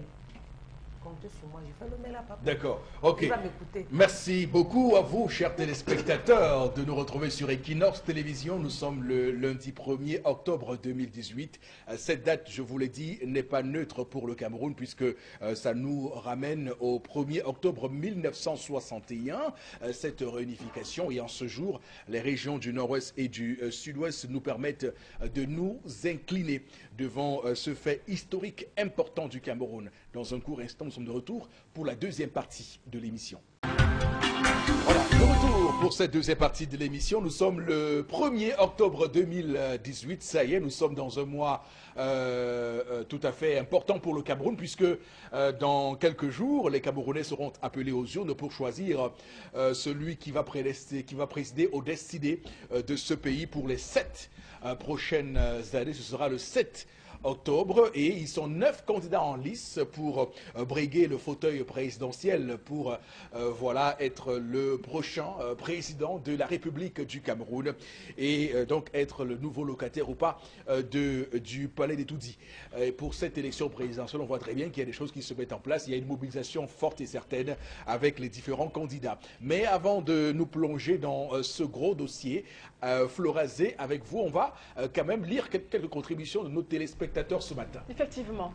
La première réaction pour cette seconde partie, c'est de Guy et Bois qui réagit. Je suis avec ce que vous dites, toutes les régions du Cameroun n'ont pas la même souffrance. Visitez tous les arrondissements du Cameroun, vous verrez qu'ils sont même mieux. Voilà. Je crois que c'est parfois la réaction de Charles Amel ce matin. Merci d'évoquer un tel sujet. Camerounais, hein, c'est également, nous devons également encourager le travail qui est fait par certains partis politiques et donc de mettre également la réalité de cette région qui a donc inséré également certains vecteurs principaux de la Renaissance, parlons du MRC. Enfin, une autre réaction ce matin, je pense que la politique de Paul Biya a toujours été un prière pour l'extrême nord. C'est l'extrême nord est donc la première victime de ce système. C'est Valdo Amarois qui réagit. Nous, à l'extrême nord, mieux, boire de l'urine que de boire de l'eau de chameau. Hein. C'est vraiment terrible. C'est une situation très désagréable. Le président doit comprendre qu'il est déjà également un peu âgé pour diriger le Cameroun. Justement, il n'est souvent pas au courant de 80% des décisions prises au Cameroun. Une autre réaction ce matin, à l'extrême nord, et on a beaucoup de problèmes, surtout problèmes d'eau, nous dit Séverin depuis Maga qui réagit ce matin. La digue de Maga qui avait lâché les constantes inondations. Oui. À l'extrême nord, on ne veut plus des promesses, on veut des actions. Si après 36 ans, l'eau potable et l'électricité sont encore un luxe dans notre pays. Deuxième, un bassin hydroélectrique. Je pense. Ce qu'il faut dire, M. Eric Fopoussi, c'est qu'aujourd'hui, l'extrême nord n'est plus seulement que peuplée par les ressortissants de cette région.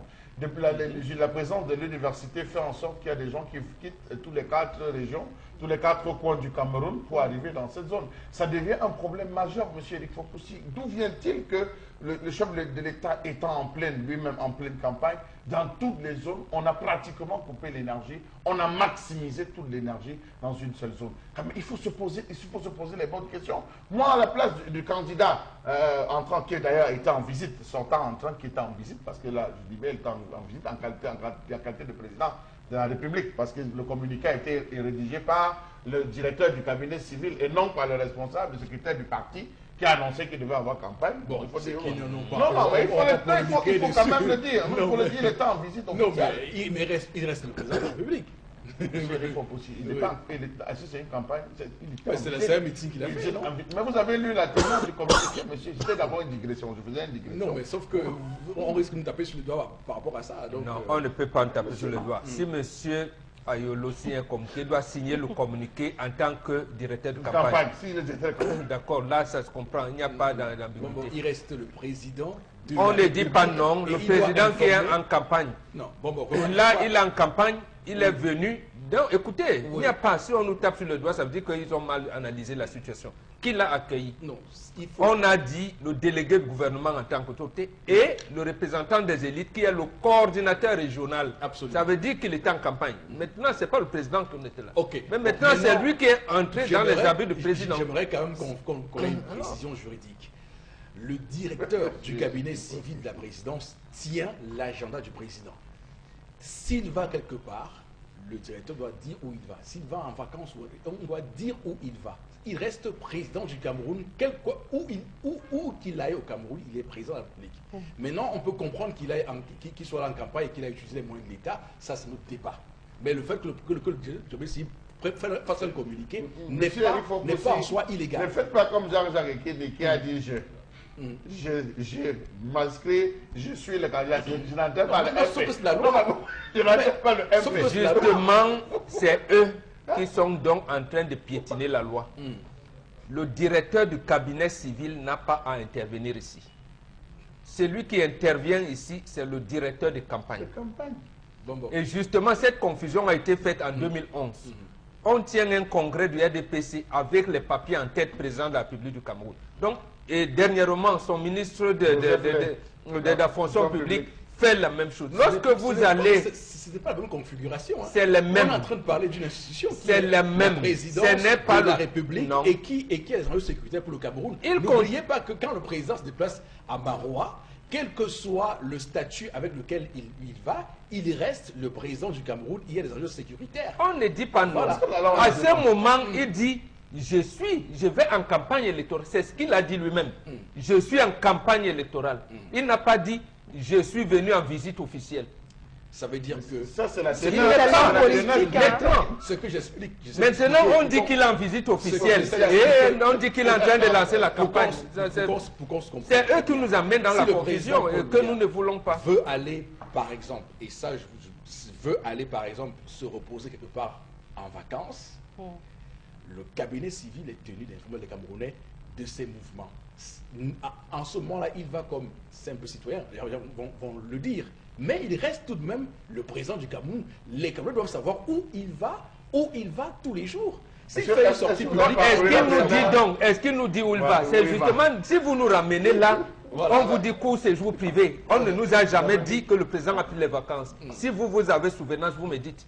D'accord. Le directeur du cabinet civil ne nous dit jamais que le président de la République a pris ses vacances de telle période à telle période, il ira où il ira là. D'accord, ok, c'est compris. On va, Flora Zé, continuer à lire les messages.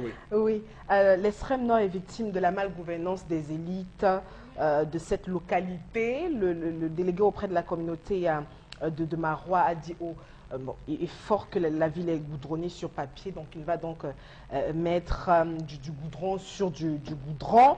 Et également, on est voilà, la visite de l'université de Marois également étant programmée. Donc la route qui y mène est impraticable et justement dans la liste des audiences. Bref, il essaye d'élaborer un certain nombre d'incompatibilités, notre cher ami, ce matin. Le système, alors notre réaction, le système en place n'aime pas la région de l'Extrême Nord avec ce manque de développement.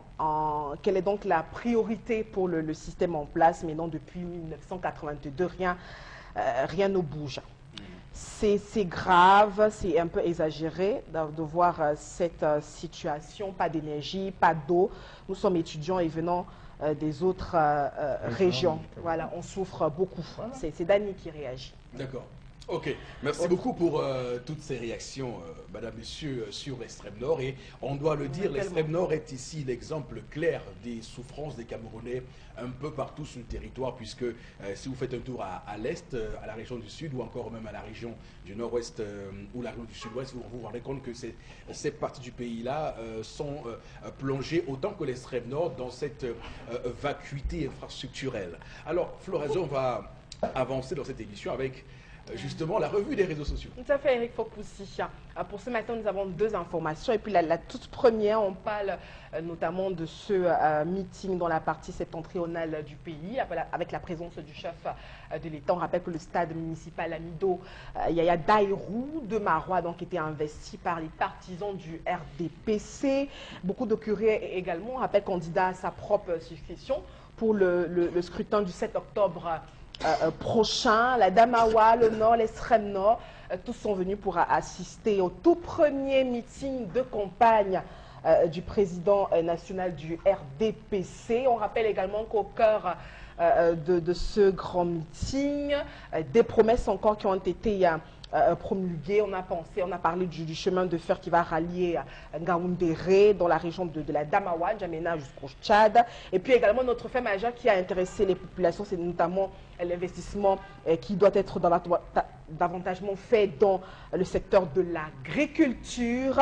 Également, on a eu beaucoup de mouvances, mais au sein même du parti, puisqu'on a eu des images également qui ont fait le tour des réseaux sociaux, et notamment cette image aussi qui a fait le tour, qu'on n'a pas pu avoir, c'est des banderoles de ces mêmes partisans du RDPC aux couleurs même, qui avaient donc, on pouvait lire, nous ne sommes pas des moutons, certains nous ne sommes pas des bœufs, justement pour parler de sacrifices et autres.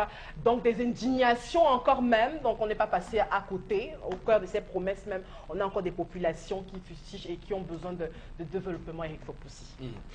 Voilà, qui est dit, on va dire que Florazé, vous nous faites ici clairement un compte rendu de ce meeting de samedi dernier, que tout le monde a d'ailleurs regardé via une chaîne télévision, mais on va dire que ce meeting était la première sortie du président candidat dans cette campagne électorale, puisque depuis qu'on a lancé cette campagne le samedi 24 septembre 2018 dernier, donc on n'avait pas vu le président Paul Biya se mettre dans la mouvance de la campagne.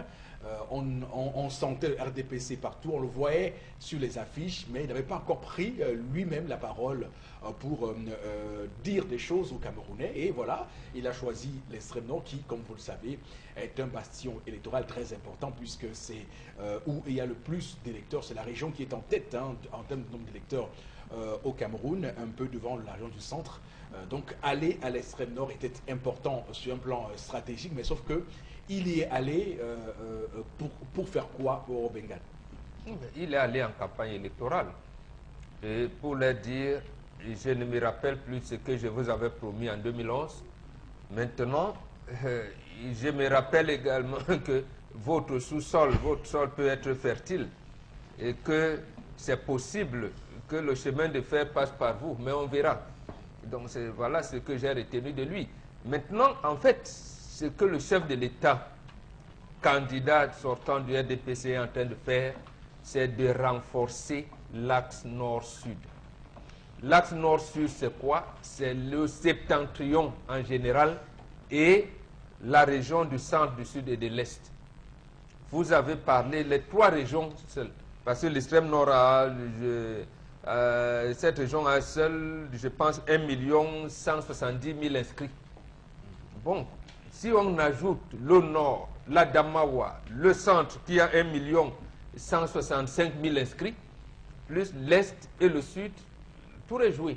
Et vous voyez donc ce qui s'est passé. Comment le FSNC, l'UNDP, notamment le MDR, se rattache à ça. Et la campagne, j'allais dire molle, de l'ADD. Vous voyez donc qu'ils sont dans une espèce de gentleman agreement qui est élaboré depuis des années 50. Donc c'est cet axe que le chef de l'État vient renforcer. En fait, pour les dire toujours communier, nous sommes toujours ensemble, quelles que soient les difficultés. Ne tenez plus compte des promesses. Je peux vous dire des choses que je ne peux pas réaliser demain. Mais soyons ensemble. Est-ce que stratégiquement, on n'a pas pris un risque de s'y rendre juste à la veille d'une consultation électorale, alors que durant tout le mandat, il n'y est pas allé?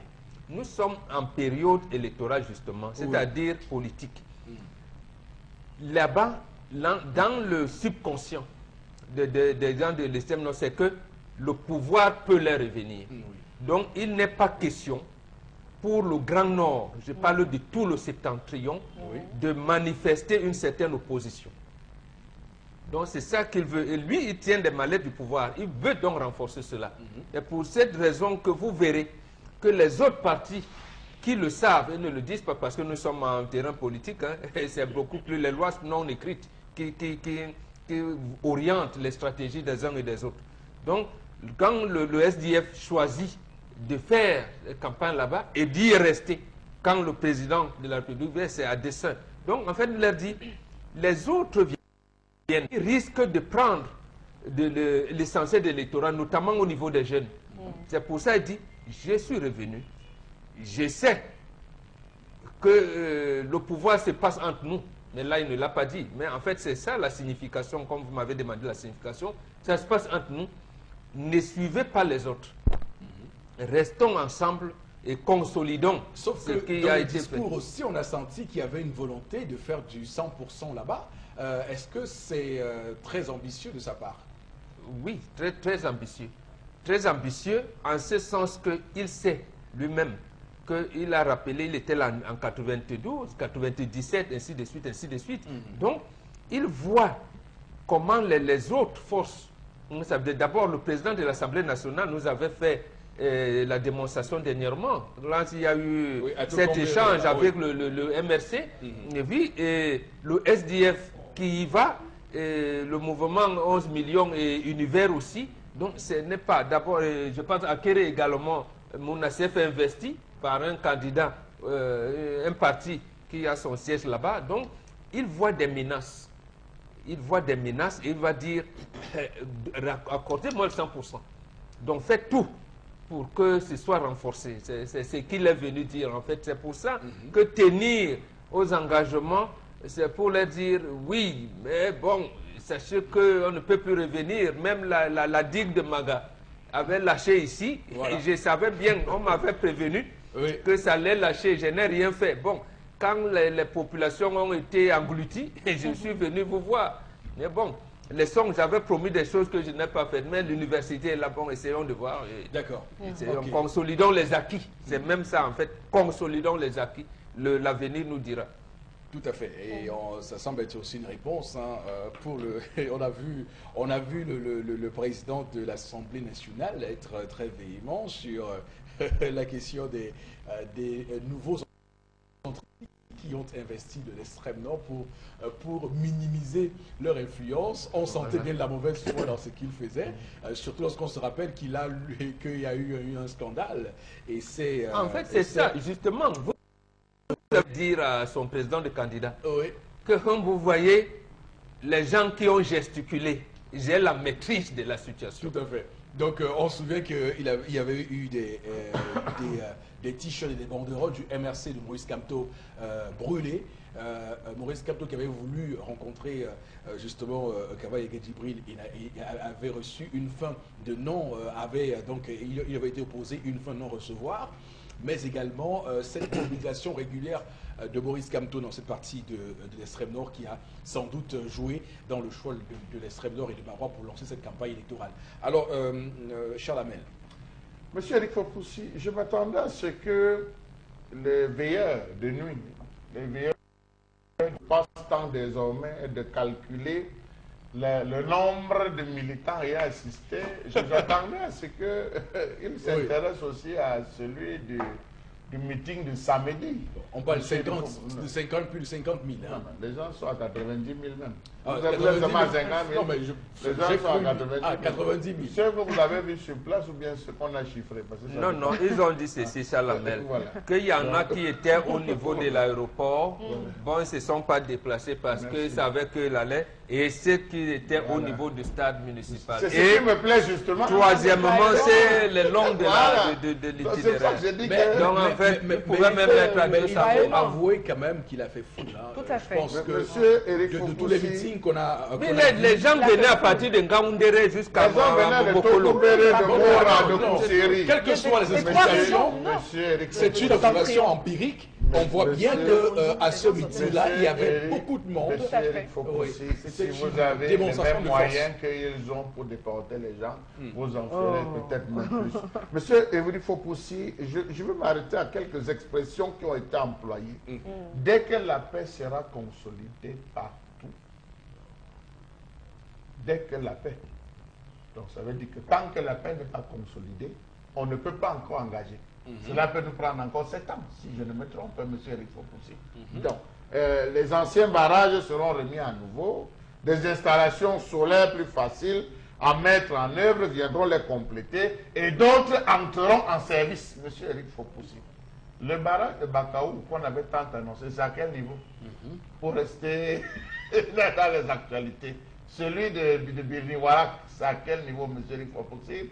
Tellement de choses ont été annoncées. Et quand Momok dit qu'on n'a pas fait de promesses, ça me surprend. Monsieur Eric Fopoussi, une autre phrase. Tout laisse penser que votre sous-sol est riche en minerais. Voilà. Tout laisse à penser. Voilà, c'est là où le père tout laisse penser que... tout laisse penser que votre sol est riche en minerais et en pétrole. Il conviendrait de donner un nouvel élan à la prospection et par la suite à l'exploitation. La promesse est où alors là? Il n'y a pas de promesse là. Je m'interroge, a-t-on fait l'estimation sur le volume brut disponible pour ce pétrole, M. Eric Fopoussi? Je crois qu'à un certain niveau, les Camerounais... mais ils ne nous disent pas, ils ne le disent pas. C'est là, les Camerounais ont besoin désormais de savoir. Nous ne voulons plus vivre dans les perspectives, les projections. Nous sommes, comme Bombok disait ici là, on a pris plutôt les grandes opportunités par lesquelles on devait commencer pour les mettre à la fin. Les grandes opportunités, une façon de dire qu'on va démarrer. M. Eric Fopoussi, disons-le très concrètement, c'était le lieu pour le chef de l'État de reconnaître véritablement que tout ce qu'il a dit, il n'a pas du tout respecté. C'est un nouveau contrat social qu'il est venu, qu'il a voulu re-signer encore avec ses populations en leur disant, ok, hier c'était hier, aujourd'hui c'est aujourd'hui, je viens me réconcilier avec vous, essayons de voir ensemble, parce que dans les différentes expressions, moi j'ai parcouru un discours de 12 minutes exactement, un discours qui a tenu sur 12 minutes, tout ce qu'il a dit c'est, voilà, il y a, ça peut, on verra, ça se fera. Voilà autant pour moi, mais on n'a jamais dit je ferai, c'est-à-dire dès que je m'en vais, je ferai. On a essayé de citer les problèmes, il devait au moins penser à ces victimes de la crise de la sécurité alimentaire, M. Eric Fopoussi. Il a dépêché plusieurs ministres. Vous semblez beaucoup attendre du président des promesses. Mais qu'en est-il du bilan d'abord? Ça veut dire qu'avant de faire les promesses, il faut d'abord s'inquiéter du bilan que le président... C'est un passif, c'est important. Ça veut dire qu'il est conscient qu'il ne peut plus, il n'est plus crédible pour faire des promesses. D'abord le bilan, c'est ça la question. Maintenant après, si on peut faire des promesses, tant mieux. Mais d'abord, qu'est-ce qu'on n'a pas fait? Au moins le jour de sa descente, ou une semaine avant sa descente, il devait se rassurer que l'an des 3000 forages ont été tenus. Il devait se rassurer. Il sait que ça n'a pas été fait, Charles Hamel. C'est pour ça que vous me rejoignez en disant il n'a pas fait de promesses. Un chef de l'État qui est là depuis 36 ans, qui vous dit il semble que le sous-sol est riche. Vous pensez que c'est une promesse? Non. Il avait lancé un projet d'urgence dont le coût total s'élevait à 5,335 milliards de francs CFA. Et il était question à travers cela, toujours pour l'extrême nord, de la construction de 208 salles de classe équipées de tables-bancs, de bureaux de maîtres, 87 blocs de latrines, 56 fourrages dans les 6 départements de la région de l'extrême nord. Monsieur Fopoussi, ils sont de là. C'est-il rassuré que cela a été mis sur pied? Il devait se rassurer. Bon, je vais arriver, il faudrait que les populations soient contentes. Arrangez-vous, ne serait-ce qu'à ce que l'eau coule, qu'il y ait de l'énergie quand même, monsieur Fopoussi. Vous ne pouvez pas parler, vous ne pouvez pas parler au stade omnisport, tandis que nous ici à Boubi, nous n'avons pas de lumière. Tout à fait. Alors, il faut également dire, et c'est peut-être là on va faire un coup de chapeau à l'homme politique Paul Biya, l'animal politique Paul Biya. Alors, souvenez-vous, tout récemment, lorsqu'on parlait des sacs du Hajj, les sacs que Paul Tangandji était allé donc offrir aux pèlerins du Hajj du Cameroun, je vous avais dit, et sur ce que vous avez dit, que ce dont l'action de l'État va être repris en période de campagne. Et donc, c'est ce qui a été repris en boucle par tous les intervenants, justement, dans ce meeting de Marois, pour dire à ces personnes-là que voilà, le président Paul Biya pense beaucoup à vous. Donc voilà des choses qui sont faites, en démagogie pour tromper le peuple, pour enfouir le peuple dans le sable, puisque c'est une région sablonneuse. Alors, tendance. Loin des yeux, près du cœur. Merci, Tendance, elle devait te recruter. Vous faites quoi? Non, cette phrase est celle-ci. Non, Ce niveau élevé, Chalamel. j'ai dit la phrase est si seule, Tendance. Tu as démontré que tu devais dans la campagne. Loin de quoi? Loin des yeux, près du cœur. Comment?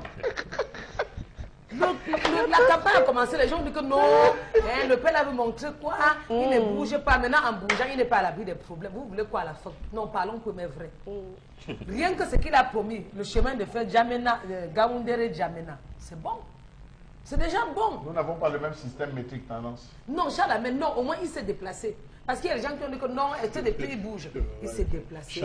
Il a promis. Quand tes promesses oubliées. Nous n'avons pas le même système. Non, mais tout le monde le sait, mais ça va se faire. Quand tes promesses oubliées, quelqu'un peut pas faire tout seul. La tête, si ce n'est pas l'ordinateur.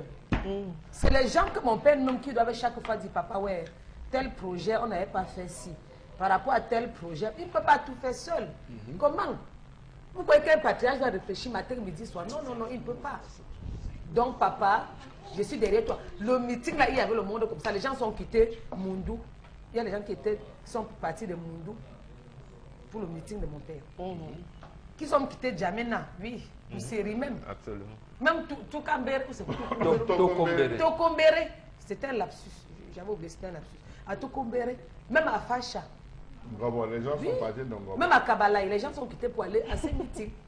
Et c'est un meeting que moi j'ai aimé. Quand j'ai vu les images, j'ai dit que non, mon père peut. Voilà. Donc vous qui passez le temps à taper le corps là. D'accord. Prenez votre mal en patience. Merci beaucoup. Alors, Florazé, avec vous, on passe à l'autre information. Tout à fait, Eric Fopoussi. Ce week-end encore, il faut rappeler que depuis le début de cette campagne électorale, depuis le 23 septembre dernier, c'est plutôt les candidats réussissent à faire foule. La population est nombreuse. Écoutez, il y a les différentes propositions. Et puis hier encore à Yaoundé, c'était autour du MRC qui a fait un grand, Maurice Kamto, qui a donné un méga meeting pour le canal explanade du sport Amadou Aïdo de Yaoundé. On rappelle quand même que l'événement était très important avec cette population qui est venue un peu de partout. Voilà encore un autre meeting plutôt réussi, comme nos chers internautes le disent également sur la toile. Certains pensent que le MRC maintenant incarne une opposition consciente avec des attentes du peuple camerounais et puis déterminé également à réussir cette alternance au pouvoir. Je rappelle que on a également cette la présence de Valsero qui lui en tout début de ce week-end avait déjà rallié le MRC avec son mouvement les enfants de la révolution 4-18. On avait plein d'artistes également. Donc bref, c'était vraiment un meeting avec beaucoup d'émotions et même que sur la toile on a eu cette image qui impliquait Madame Kamto, voilà cette image qui était également qui faisait Madame état, Julie Kamto, il faut oui, dire. Julie Kamto avec celle de Zakiatou, donc en service comme journaliste en service à la télévision d'État. Donc certains également a voulu entacher un peu à l'image de cette dame qui elle a pris la parole quand même au cœur de cette campagne, au cœur de ce grand meeting. On rappelle que ce qui a également touché certains internautes, c'est l'accoutrement de Maurice Kamto, tout simple, en équipement sportif et tout, le tireur de pénalty. Merci Charles. Merci Charles Kamal. Donc, c'était pas avec des vestes, cravates et tout, non. Il était plutôt simple, casquette, tennis, avec un ballon à la main. Bref, il y avait vraiment du monde, plutôt réussi, comme nos chers internautes le disent sur la toile. Voilà un parti, comme certains le disent, qui est un parti d'opposition qui incarne le changement, la renaissance du Cameroun. Alors, c'est vrai que les témoignages qui nous arrivent de Yaoundé, il faut dire que ça n'a pas été évident d'avoir ce résultat. Ça aurait pu être plus que ça. Je ne sais pas par quel fantasme, de quel hasard, les gens ont pu organiser juste à côté de là, le Grand Prix Chantal Biya, ouais. Et pourtant, généralement, ça se fait au boulevard du 20 mai. Par quel moyen les gars ont fait ça? Et donc, du coup, vous savez, à Yaoundé, on bloque les accès. Quand vous êtes au stade Omnisport, on peut bloquer au niveau de Texaco Omnisport, pour ceux qui viennent de Fouda. On bloque également au niveau de ceux qui viennent de Elik Edzoa. On bloque au niveau de ceux qui viennent des Sos avec la rue Foué là-bas. On bloque à Mobile Omnisport aussi pour ceux qui viennent de Ngousso et ceux qui viennent de Binoman. Donc, on a bloqué les routes et l'accès là-bas n'a pas été évident hier. Une obstruction démocratique terrible pour ce pays et c'est là que les livres d'histoire vont être importants à relater ça à nos populations, à nos enfants qui vont arriver. À nos historiens, parce que c'est un accouchement. On fait souvent le tour dans ce zone de pluie. Vous ne pouvez pas réfléchir. On fait souvent le tour dans ce zone de pluie. Voilà. C'est un accouchement vraiment difficile. C'est un accouchement difficile, cette mobilisation de l'opposition qui, on va le dire. Et il y en a, et c'est un indicateur important, il y en a qui ont des chauffeurs de taxi de Douala qui ont transporté les gens là-bas de manière gratuite. Je pense 5 ou 6 taxis. Hein. Il y avait des gens qui en venant de Biemassi pour Omnisport, ont pris un dépôt et ont dit taximan dépôt pour Omnisport. Le taximan lui a demandé, c'est pour aller chez Maurice Kamto du MRC. Il a dit oui. Il a dit non, si c'est pour le MRC, c'est gratuit. Le même gars, en rentrant du meeting, a eu la même chose parce qu'il portait une écharpe MRC. Le taximan l'a laissé complètement. Donc c'est pour vous dire qu'il y avait. Il a aussi plu, parce qu'il ne faut pas préciser. Pardon? Il a plu et la pluie n'a pas démobilisé. Oui, tout à fait. Donc il faut dire ici que Maurice Kamto a montré quelque chose d'exceptionnel. Ça fait longtemps des images comme ça n'avaient pas été vues au Cameroun. Il faut reconnaître cela. Et ce qui est important, c'est que ce matin, Jean-Pierre Bekolo, le cinéaste, annonce officiellement qu'il soutient Maurice Kamto parce que Maurice Kamto a signé le pacte culturel qu'il a proposé aux candidats et que Maurice Kamto a été le seul à signer le pacte culturel. Donc pour ceux qui disaient que les candidats ne sont pas suffisamment portés sur la culture, Jean-Pierre Bekolo annonce donc ce matin la signature du pacte culturel de Maurice Kamto. Donc voilà ce qu'on peut dire. Le dire n'est pas soutenir un candidat, ce sont les faits, on le voit avec les images et on ne peut que s'incliner devant une telle force pour un parti politique qui n'a pas autant mis long que ça sur la scène politique camerounaise. C'est exceptionnel. Les mots manquent pour décrire cela. Et puis c'est à Yaoundé. Hein. Vous savez, Yaoundé, c'est une ville pas comme les autres. Il faut dire Yaoundé, c'est une ville pas comme les autres. C'est une ville de collines. Donc si vous invitez quelqu'un à votre événement et qu'il s'amène, c'est que cette personne vous aime beaucoup. Alors, Moro Bengan, quel est votre commentaire de ça? Non, première chose, il n'avait pas un habillement simple, contrairement à ce que les gens disent. Il a engagé sa campagne électorale en tant que sportif, en tant qu'athlète. Et avec cet habillement à l'esplanade, il présentait également un de ses soutiens qui est un entraîneur de football. Donc c'est tout à fait logique dans le déroulement de sa campagne électorale. Première chose. Deuxième chose, moi c'est peut-être la plus importante que je peux remarquer, c'est que les Camerounais ont vaincu la peur. avec la campagne qui se passe en 2018, on a vaincu la peur. Donc, hier encore, on vous disait, voilà, vraiment, les répressions, vous avez vu d'abord la naissance du MRC. C'était une naissance par césarienne. Le lancement, Cabral Libi qui déclare sa candidature, on l'enlève directeur adjoint de Radio Campus. Donc, la répression est rude. Et ça continue d'ailleurs. Vous avez parlé de ce tour cycliste et des autres. Donc la répression continue, mais les Camerounais ont vaincu cette peur. Ils disent maintenant on peut changer et on n'attendra pas l'Assemblée générale des anges et des saints au ciel.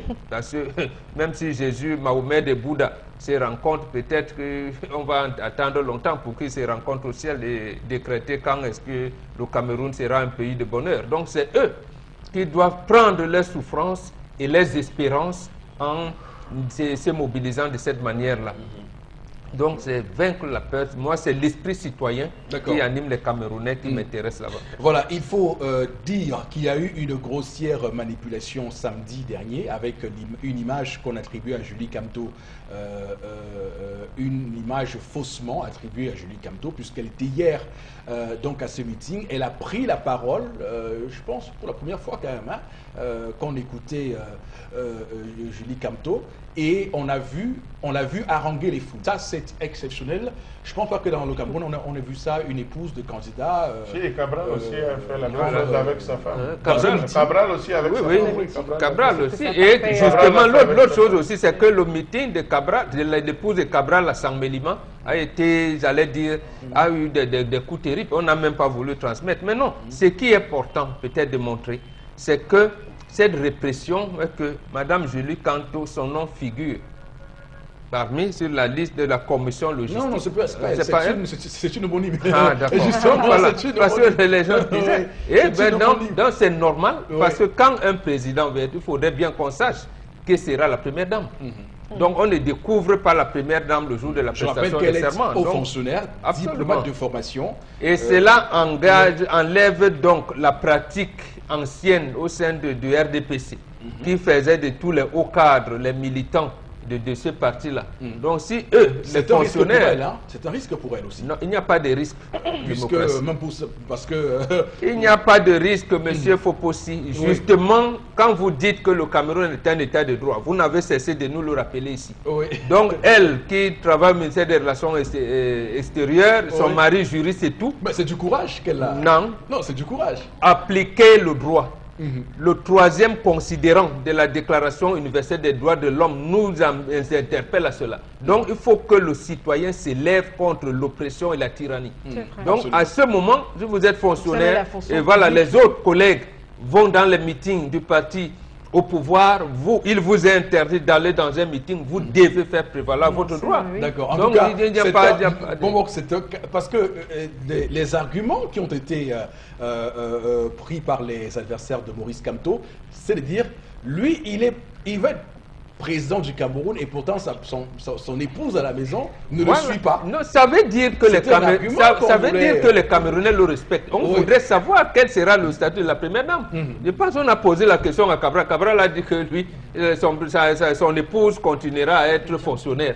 Si elle veut demain, elle ne sera pas première dame que continue la politique sociale de son mari. Il faudrait que les candidats s'expliquent. Et c'est bien, c'est tout à l'honneur de Julie Kamto de venir le montrer aujourd'hui qui elle est et qu'on ne la découvre pas seulement le jour J. D'accord. Est-ce que Maurice Kamto aujourd'hui avec ça montre qu'il est un adversaire sérieux du président Paul Biya? Il y a 3 adversaires sérieux. Maurice Kamto, Cabral Libi et Joshua Oshi.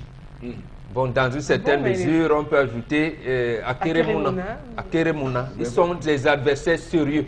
Et c'est pour cette raison, avec les renseignements généraux, c'est ça qui a abouti à la naissance par césarienne de ce parti.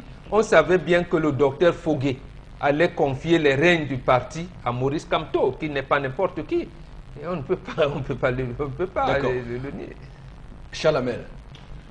Monsieur Eric Fopoussi, il faut dire que je reviens encore avec nos amis qui ont désormais trouvé un nouveau métier sur Facebook.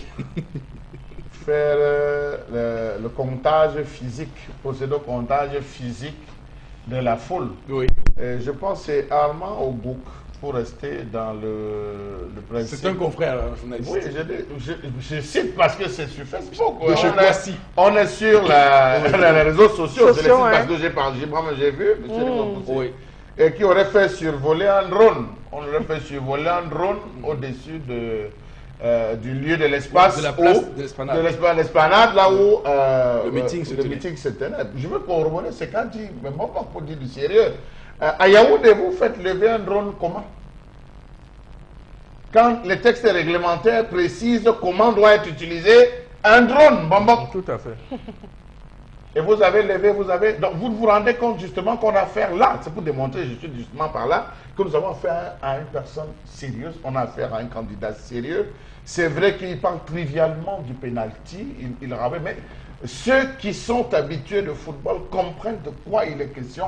Lorsqu'un match a mis long jusqu'aux prolongations et lorsque les enjeux sont déterminants, on est obligé d'aboutir au tir au but. Et je crois que c'est le tir au but généralement qui vient de marquer. À moins que là encore, ils font un jeu de parité, on va essayer jusqu'à la pièce, jusqu'à ce que chacun ne choisisse la pièce. Mais je ne pense pas qu'on arrivera au niveau de la pièce. Donc pour dire que on s'est rendu compte. Et l'autre chose qui m'a marqué, monsieur Eric Fopoussi, c'est que le même jeu qui a été utilisé samedi n'a peut-être pas été utilisé, mais sous une autre forme. On a vu des gens qui ont dit, parce que c'est Yaoundé, parce que c'est notre champion, on va le suivre. Moi, j'ai eu cette curiosité de voir des gens partir de Bafang.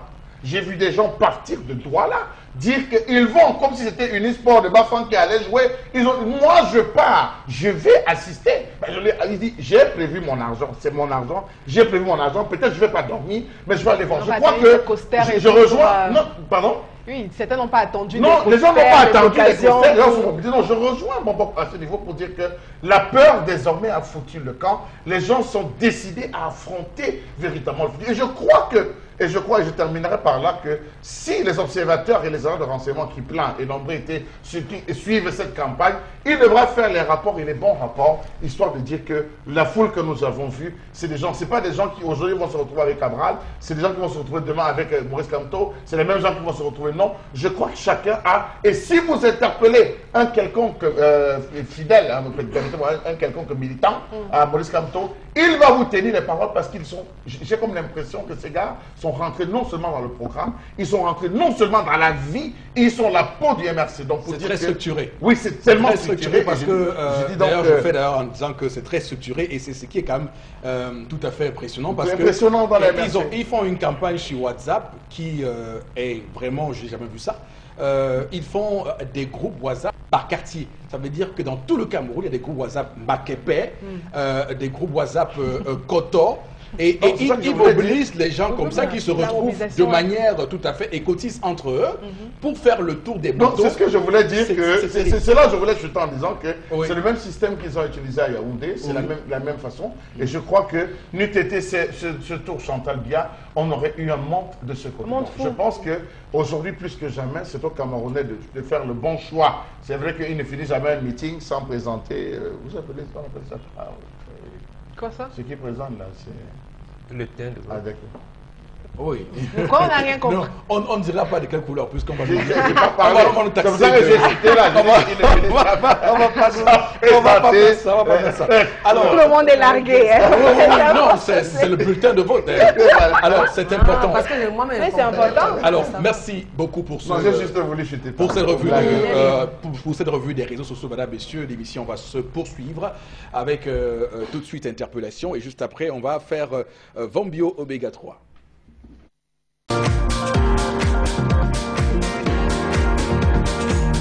Le développement et le progrès dans ces pays,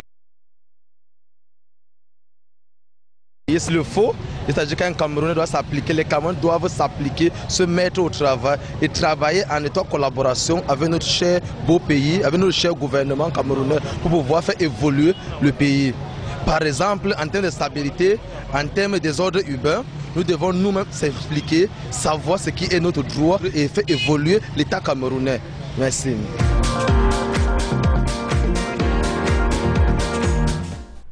Voilà, merci beaucoup de nous rejoindre sur Equinox Télévision, madame, monsieur, avec ce compatriote qui, lui aussi, est avide de voir le Cameroun se développer. Juste un petit commentaire, Benga, vraiment juste 30 secondes. Oui, mais je pense que certains des compatriotes n'ont pas. Les Camerounais se débrouillent à déposer les ordures là où il faut. Oui. Et on leur dit, ce n'est pas les dépotoirs. Et dit qu'on doit les arranger à les mettre. On va les mettre où? C'est la municipalité qui doit s'en occuper. Ce n'est pas le citoyen qui va déposer les ordures là où cela lui semble intéressant. D'accord. Donc, tout doit être réglé par des collectivités.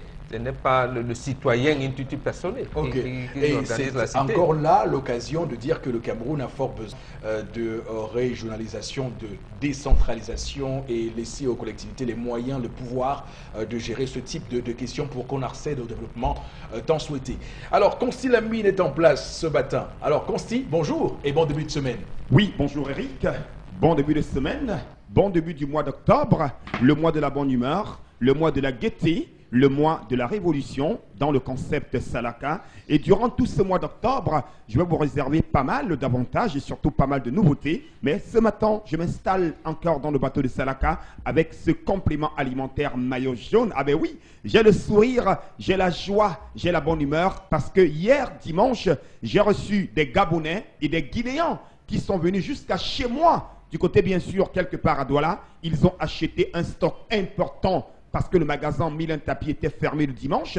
Mais ayant mon numéro de téléphone, ils m'ont appelé et ils ont été livrés. Ils ont acheté une quantité importante de Von Bio Oméga 3 ainsi que de la lotion Von Bio, bien entendu. Alors ce matin, je remets ça pour rappeler à tous les téléspectateurs qu'il est important de consommer ce complément alimentaire. Oui, c'est un complément alimentaire pas comme les autres. C'est un véritable maillot jaune en cette belle période du mois d'octobre. Alors c'est important de l'avoir. Il permet de réduire les complications du diabète. Vous avez un diabétique nouveau, vous êtes un ancien diabétique, ne vous inquiétez surtout pas. En consommant régulièrement le Von Bio Oméga 3, vous allez voir votre diabète ne plus jamais se compliquer. Le Von Bio Oméga 3 permet également de réguler le taux de cholestérol dans le sang, de réduire naturellement la pression artérielle, de nous prévenir contre les AVC. Oui, quand on sait au combien les AVC font des ravages en ce moment, donc pour être à l'abri des AVC, voici la solution. Et cette solution, c'est la consommation régulière du Von Bio Oméga 3.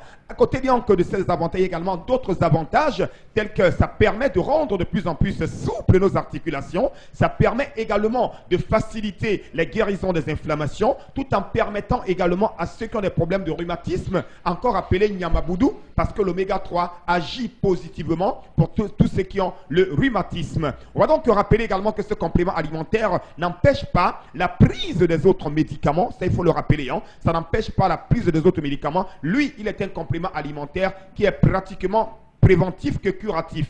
Donc, chers téléspectateurs, vous avez déjà un traitement en cours, ne l'abandonnez surtout pas. Associez à ce traitement votre complément alimentaire et vous aurez un sourire total. Alors, tout de suite, revenons au niveau du prix. Alors, ça coûte combien? Le prix n'a pas changé. C'est 5 000 pour une boîte de 30 gélules et c'est une gélule par jour pendant le repas. Je dis bien une gélule par jour pendant le repas. Je dis bien c'est 5 000 francs. Le prix n'a pas changé. Et ceux qui nous regardent en ce moment, qui sont à Douala et qui veulent venir au magasin, nous sommes en plein cœur d'Aqua. Le point de vente de ce produit, c'est le magasin 1001 Tapis en face du Palais d'Ika, à l'entrée de la rue Mermoz. Et ceux qui n'ont peut-être pas le temps de venir au magasin, ceux qui sont hors de la ville de Douala, les numéros de téléphone s'affichent à l'instant au bas de l'écran. Vous appellerez tout simplement et nous vous donnerons les modalités de livraison. Et parlant bien sûr de la livraison, je rappelle que le concept Salaka supporte une partie des frais de livraison. Je n'ai pas dit que la livraison elle est gratuite, non. Elle n'est pas gratuite. Vous allez tout simplement apporter une contribution sur les frais de transport et nous allons supporter le reste pour tous ceux qui sont hors de la ville de Douala et qui veulent avoir leur complément alimentaire maillot jaune, le Von Bio Oméga 3, encore appelé fish oil, pour dire tout en français, l'huile de poisson. À côté bien sûr du complément alimentaire Von Bio Oméga 3, un autre produit, une autre solution, cette fois-ci, c'est la lotion. Oui, vous aviez connu longtemps l'oméga 3 et depuis 2 semaines, cette lotion fait également la fierté des téléspectateurs. Vous l'avez donc à 6 000 francs. C'est une lotion réservée pour la peau des diabétiques. Votre peau, elle est sensible, elle est délicate, elle devrait se nourrir de temps en temps. Voici votre lotion. Une lotion pas comme les autres. C'est un lait de toilette qui n'a rien à voir avec les autres laits de toilette. C'est un lait de toilette médical. Vous l'avez donc à 6 000 francs au magasin 1001 tapis. Je rappelle qu'il est question déjà pour tous les diabétiques qui me regardent en ce moment. Quel que soit où vous êtes, votre lotion, elle est là. Votre huile de toilette, elle est là. Vous l'avez donc à 6 000 francs. Donc n'hésitez surtout pas. Le concept Salaka vous permet d'avoir une bonne santé, d'avoir un sourire en vous permettant d'acheter votre complément alimentaire, l'oméga 3, au prix de 5 000 francs et votre lotion pour la peau des diabétiques, uniquement pour la peau des diabétiques. Oui, je dis bien uniquement pour les diabétiques. C'est une lotion spécialement réservée aux diabétiques. Commandez dès à présent à nos numéros de téléphone et soyez livrés, quel que soit vous êtes. Vous êtes à Garoua, à Maroua, en Gaoundéré, au Gabon, en Guinée équatoriale. Vous êtes de passage à Douala. Contactez le concept Salaka et entrez en possession de votre complément alimentaire maillot jaune, le Von Bio Oméga 3 et dites bye bye aux AVC. Dites bye bye aux complications liées au diabète. Donc, Animan Today, Motote, Nyesengalemba Tatan, Tom Sende Command Nyongo, Ojanda Oméga 3. Animan Today, must buy Oméga 3. Because Oméga 3 n'a son fine complément alimentaire. Il est so. Il est so. Il est so. Ok, donc, merci Animan beaucoup, Constelamine, Oméga 3. pour ce matin. On va tout de suite basculer vers vous, Florazé, pour lire quelques messages que nos téléspectateurs envoient ce matin sur Equinox Télévision. En pleine revendication, on a cet testateur Jack depuis Bonamou Sadi qui pose la question sur le projet d'un étudiant, un ordinateur. Il se demande où en est ce projet, surtout pour les étudiants des IPES qui n'ont pratiquement pas bénéficié de ce projet, sauf si on peut certifier que ces ordinateurs étaient prévus que pour les étudiants des universités d'État. S'interroge-t-il.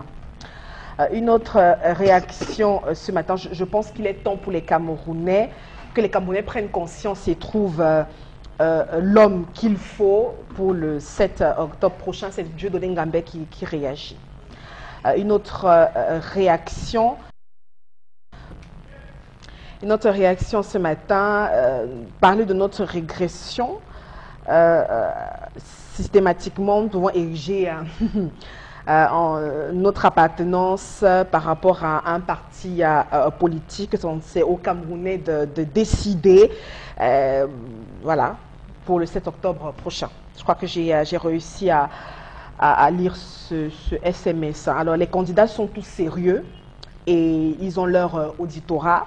Ce que je regrette, c'est l'absence de fédération autour des partis d'opposition. On va faire une précision politique qui est très importante. Et on va prendre pour cela une image pour définir cette question. Alors, faire de la coalition une condition sine qua non pour réussir et dire que sans elle on ne réussit pas est un discours qui fait les jeux et le plan du parti au pouvoir. Pourquoi? Parce que on dit aux gens clairement que l'élection présidentielle c'est l'opposition unie contre un pouvoir uni. Non, l'élection présidentielle c'est la rencontre d'un homme contre le peuple. Il va toujours falloir que ce soit un homme qui porte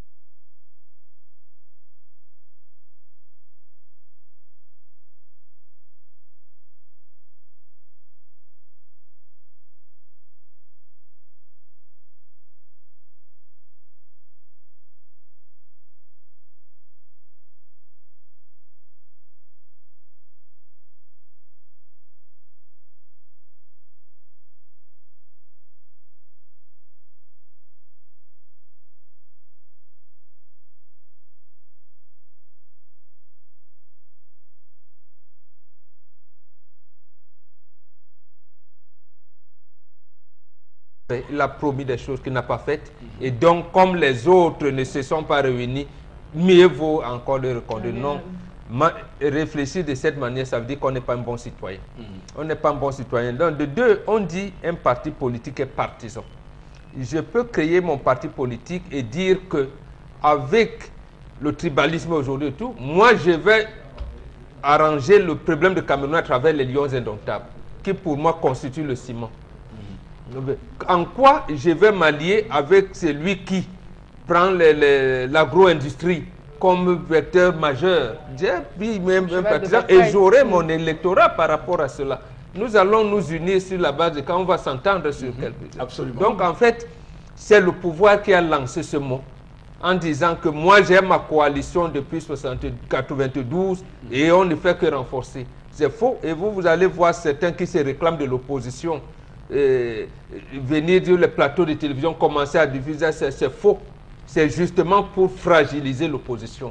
On peut battre le candidat du parti au pouvoir même en étant les 8. Voilà, absolument. On peut le battre. Donc, madame, monsieur... Pourvu que les CAM organisent les élections de manière équitable. C'est pas parce que le coq, le poussus ne sont pas mélangés dans un... Tu vas mélanger le bobo chobi dans l'onkui et que vous dormirez de faim, que vous ne mangerez pas. Non, il faut au moins manger quelque chose. Vous aurez une indigestion terrible. Les stocks diront que tout ça, c'est dans le même ventre après. Voilà. Une autre réaction ce matin. Les candidats Maurice Kamto, Cabral Libye ont presque une même idéologie pour le développement du Cameroun, ce qui est vraiment bien, mais les Camerounais n'ont pas encore compris ce que c'est que le développement. Enfin, ces réactions ce matin. Je pense que le Cameroun actuellement n'a plus besoin de promesses, donc on est fatigué des promesses, donc tout ça. Donc il faut être, on a besoin d'un président énergique, ambitieux, voilà, et pour pouvoir vérifier tout ce qui est fait sur le terrain. Là aussi, ça ne peut pas tenir. Comment vous allez lire quelqu'un s'il ne promet rien? Vous allez juger sa capacité à exercer le pouvoir comment? Ce qui est certain, c'est que les candidats en lice proposent des choses absolument intéressantes. Absolument. Pour avoir lu les différents programmes, c'est alléchant. Si lui, le candidat en personne, ne propose rien ou ne promet rien, ses fidèles qu'il envoie sur les plateaux de télévision, eux font des promesses. Ils font des promesses en disant laissez notre champion, vous allez vous rendre compte qu'il va. Il va. Essayez de parcourir seulement ce littoral, vous comprendrez de quoi je parle. D'accord. Chalamel, ça c'est la bonne pour la fin. Merci beaucoup. Merci infiniment. Alors, Florazé, merci également pour ces différents messages. Madame, messieurs, c'est ici que nous mettons un terme à cette autre édition de votre 10-12 Le Zénith. On va se retrouver demain lorsqu'il sera 10h. Nous sommes en pleine campagne électorale et nous avons conscience que tous les mots que nous prononçons sur ce plateau sont scrutés à la lettre pour voir sur quel candidat on penche. On fait l'effort au maximum de rester objectif dans ce que nous faisons suite aux différents candidats. Vous voyez qu'aujourd'hui on a parlé du MRC. Pour ceux qui ont tout fait de dire que nous ne parlons jamais du MRC. Après, on va parler de Cabral Libye, parler du parti de Akere Mouna, le FPD, parler également du SDF, Joshua Oshé. Donc on a fait l'effort et on fera l'effort autant que faire se peut toute cette semaine de dérouler les activités des candidats et d'apprécier de manière objective leur déplacement. Donc passez une très très bonne journée, que Dieu bénisse le Cameroun.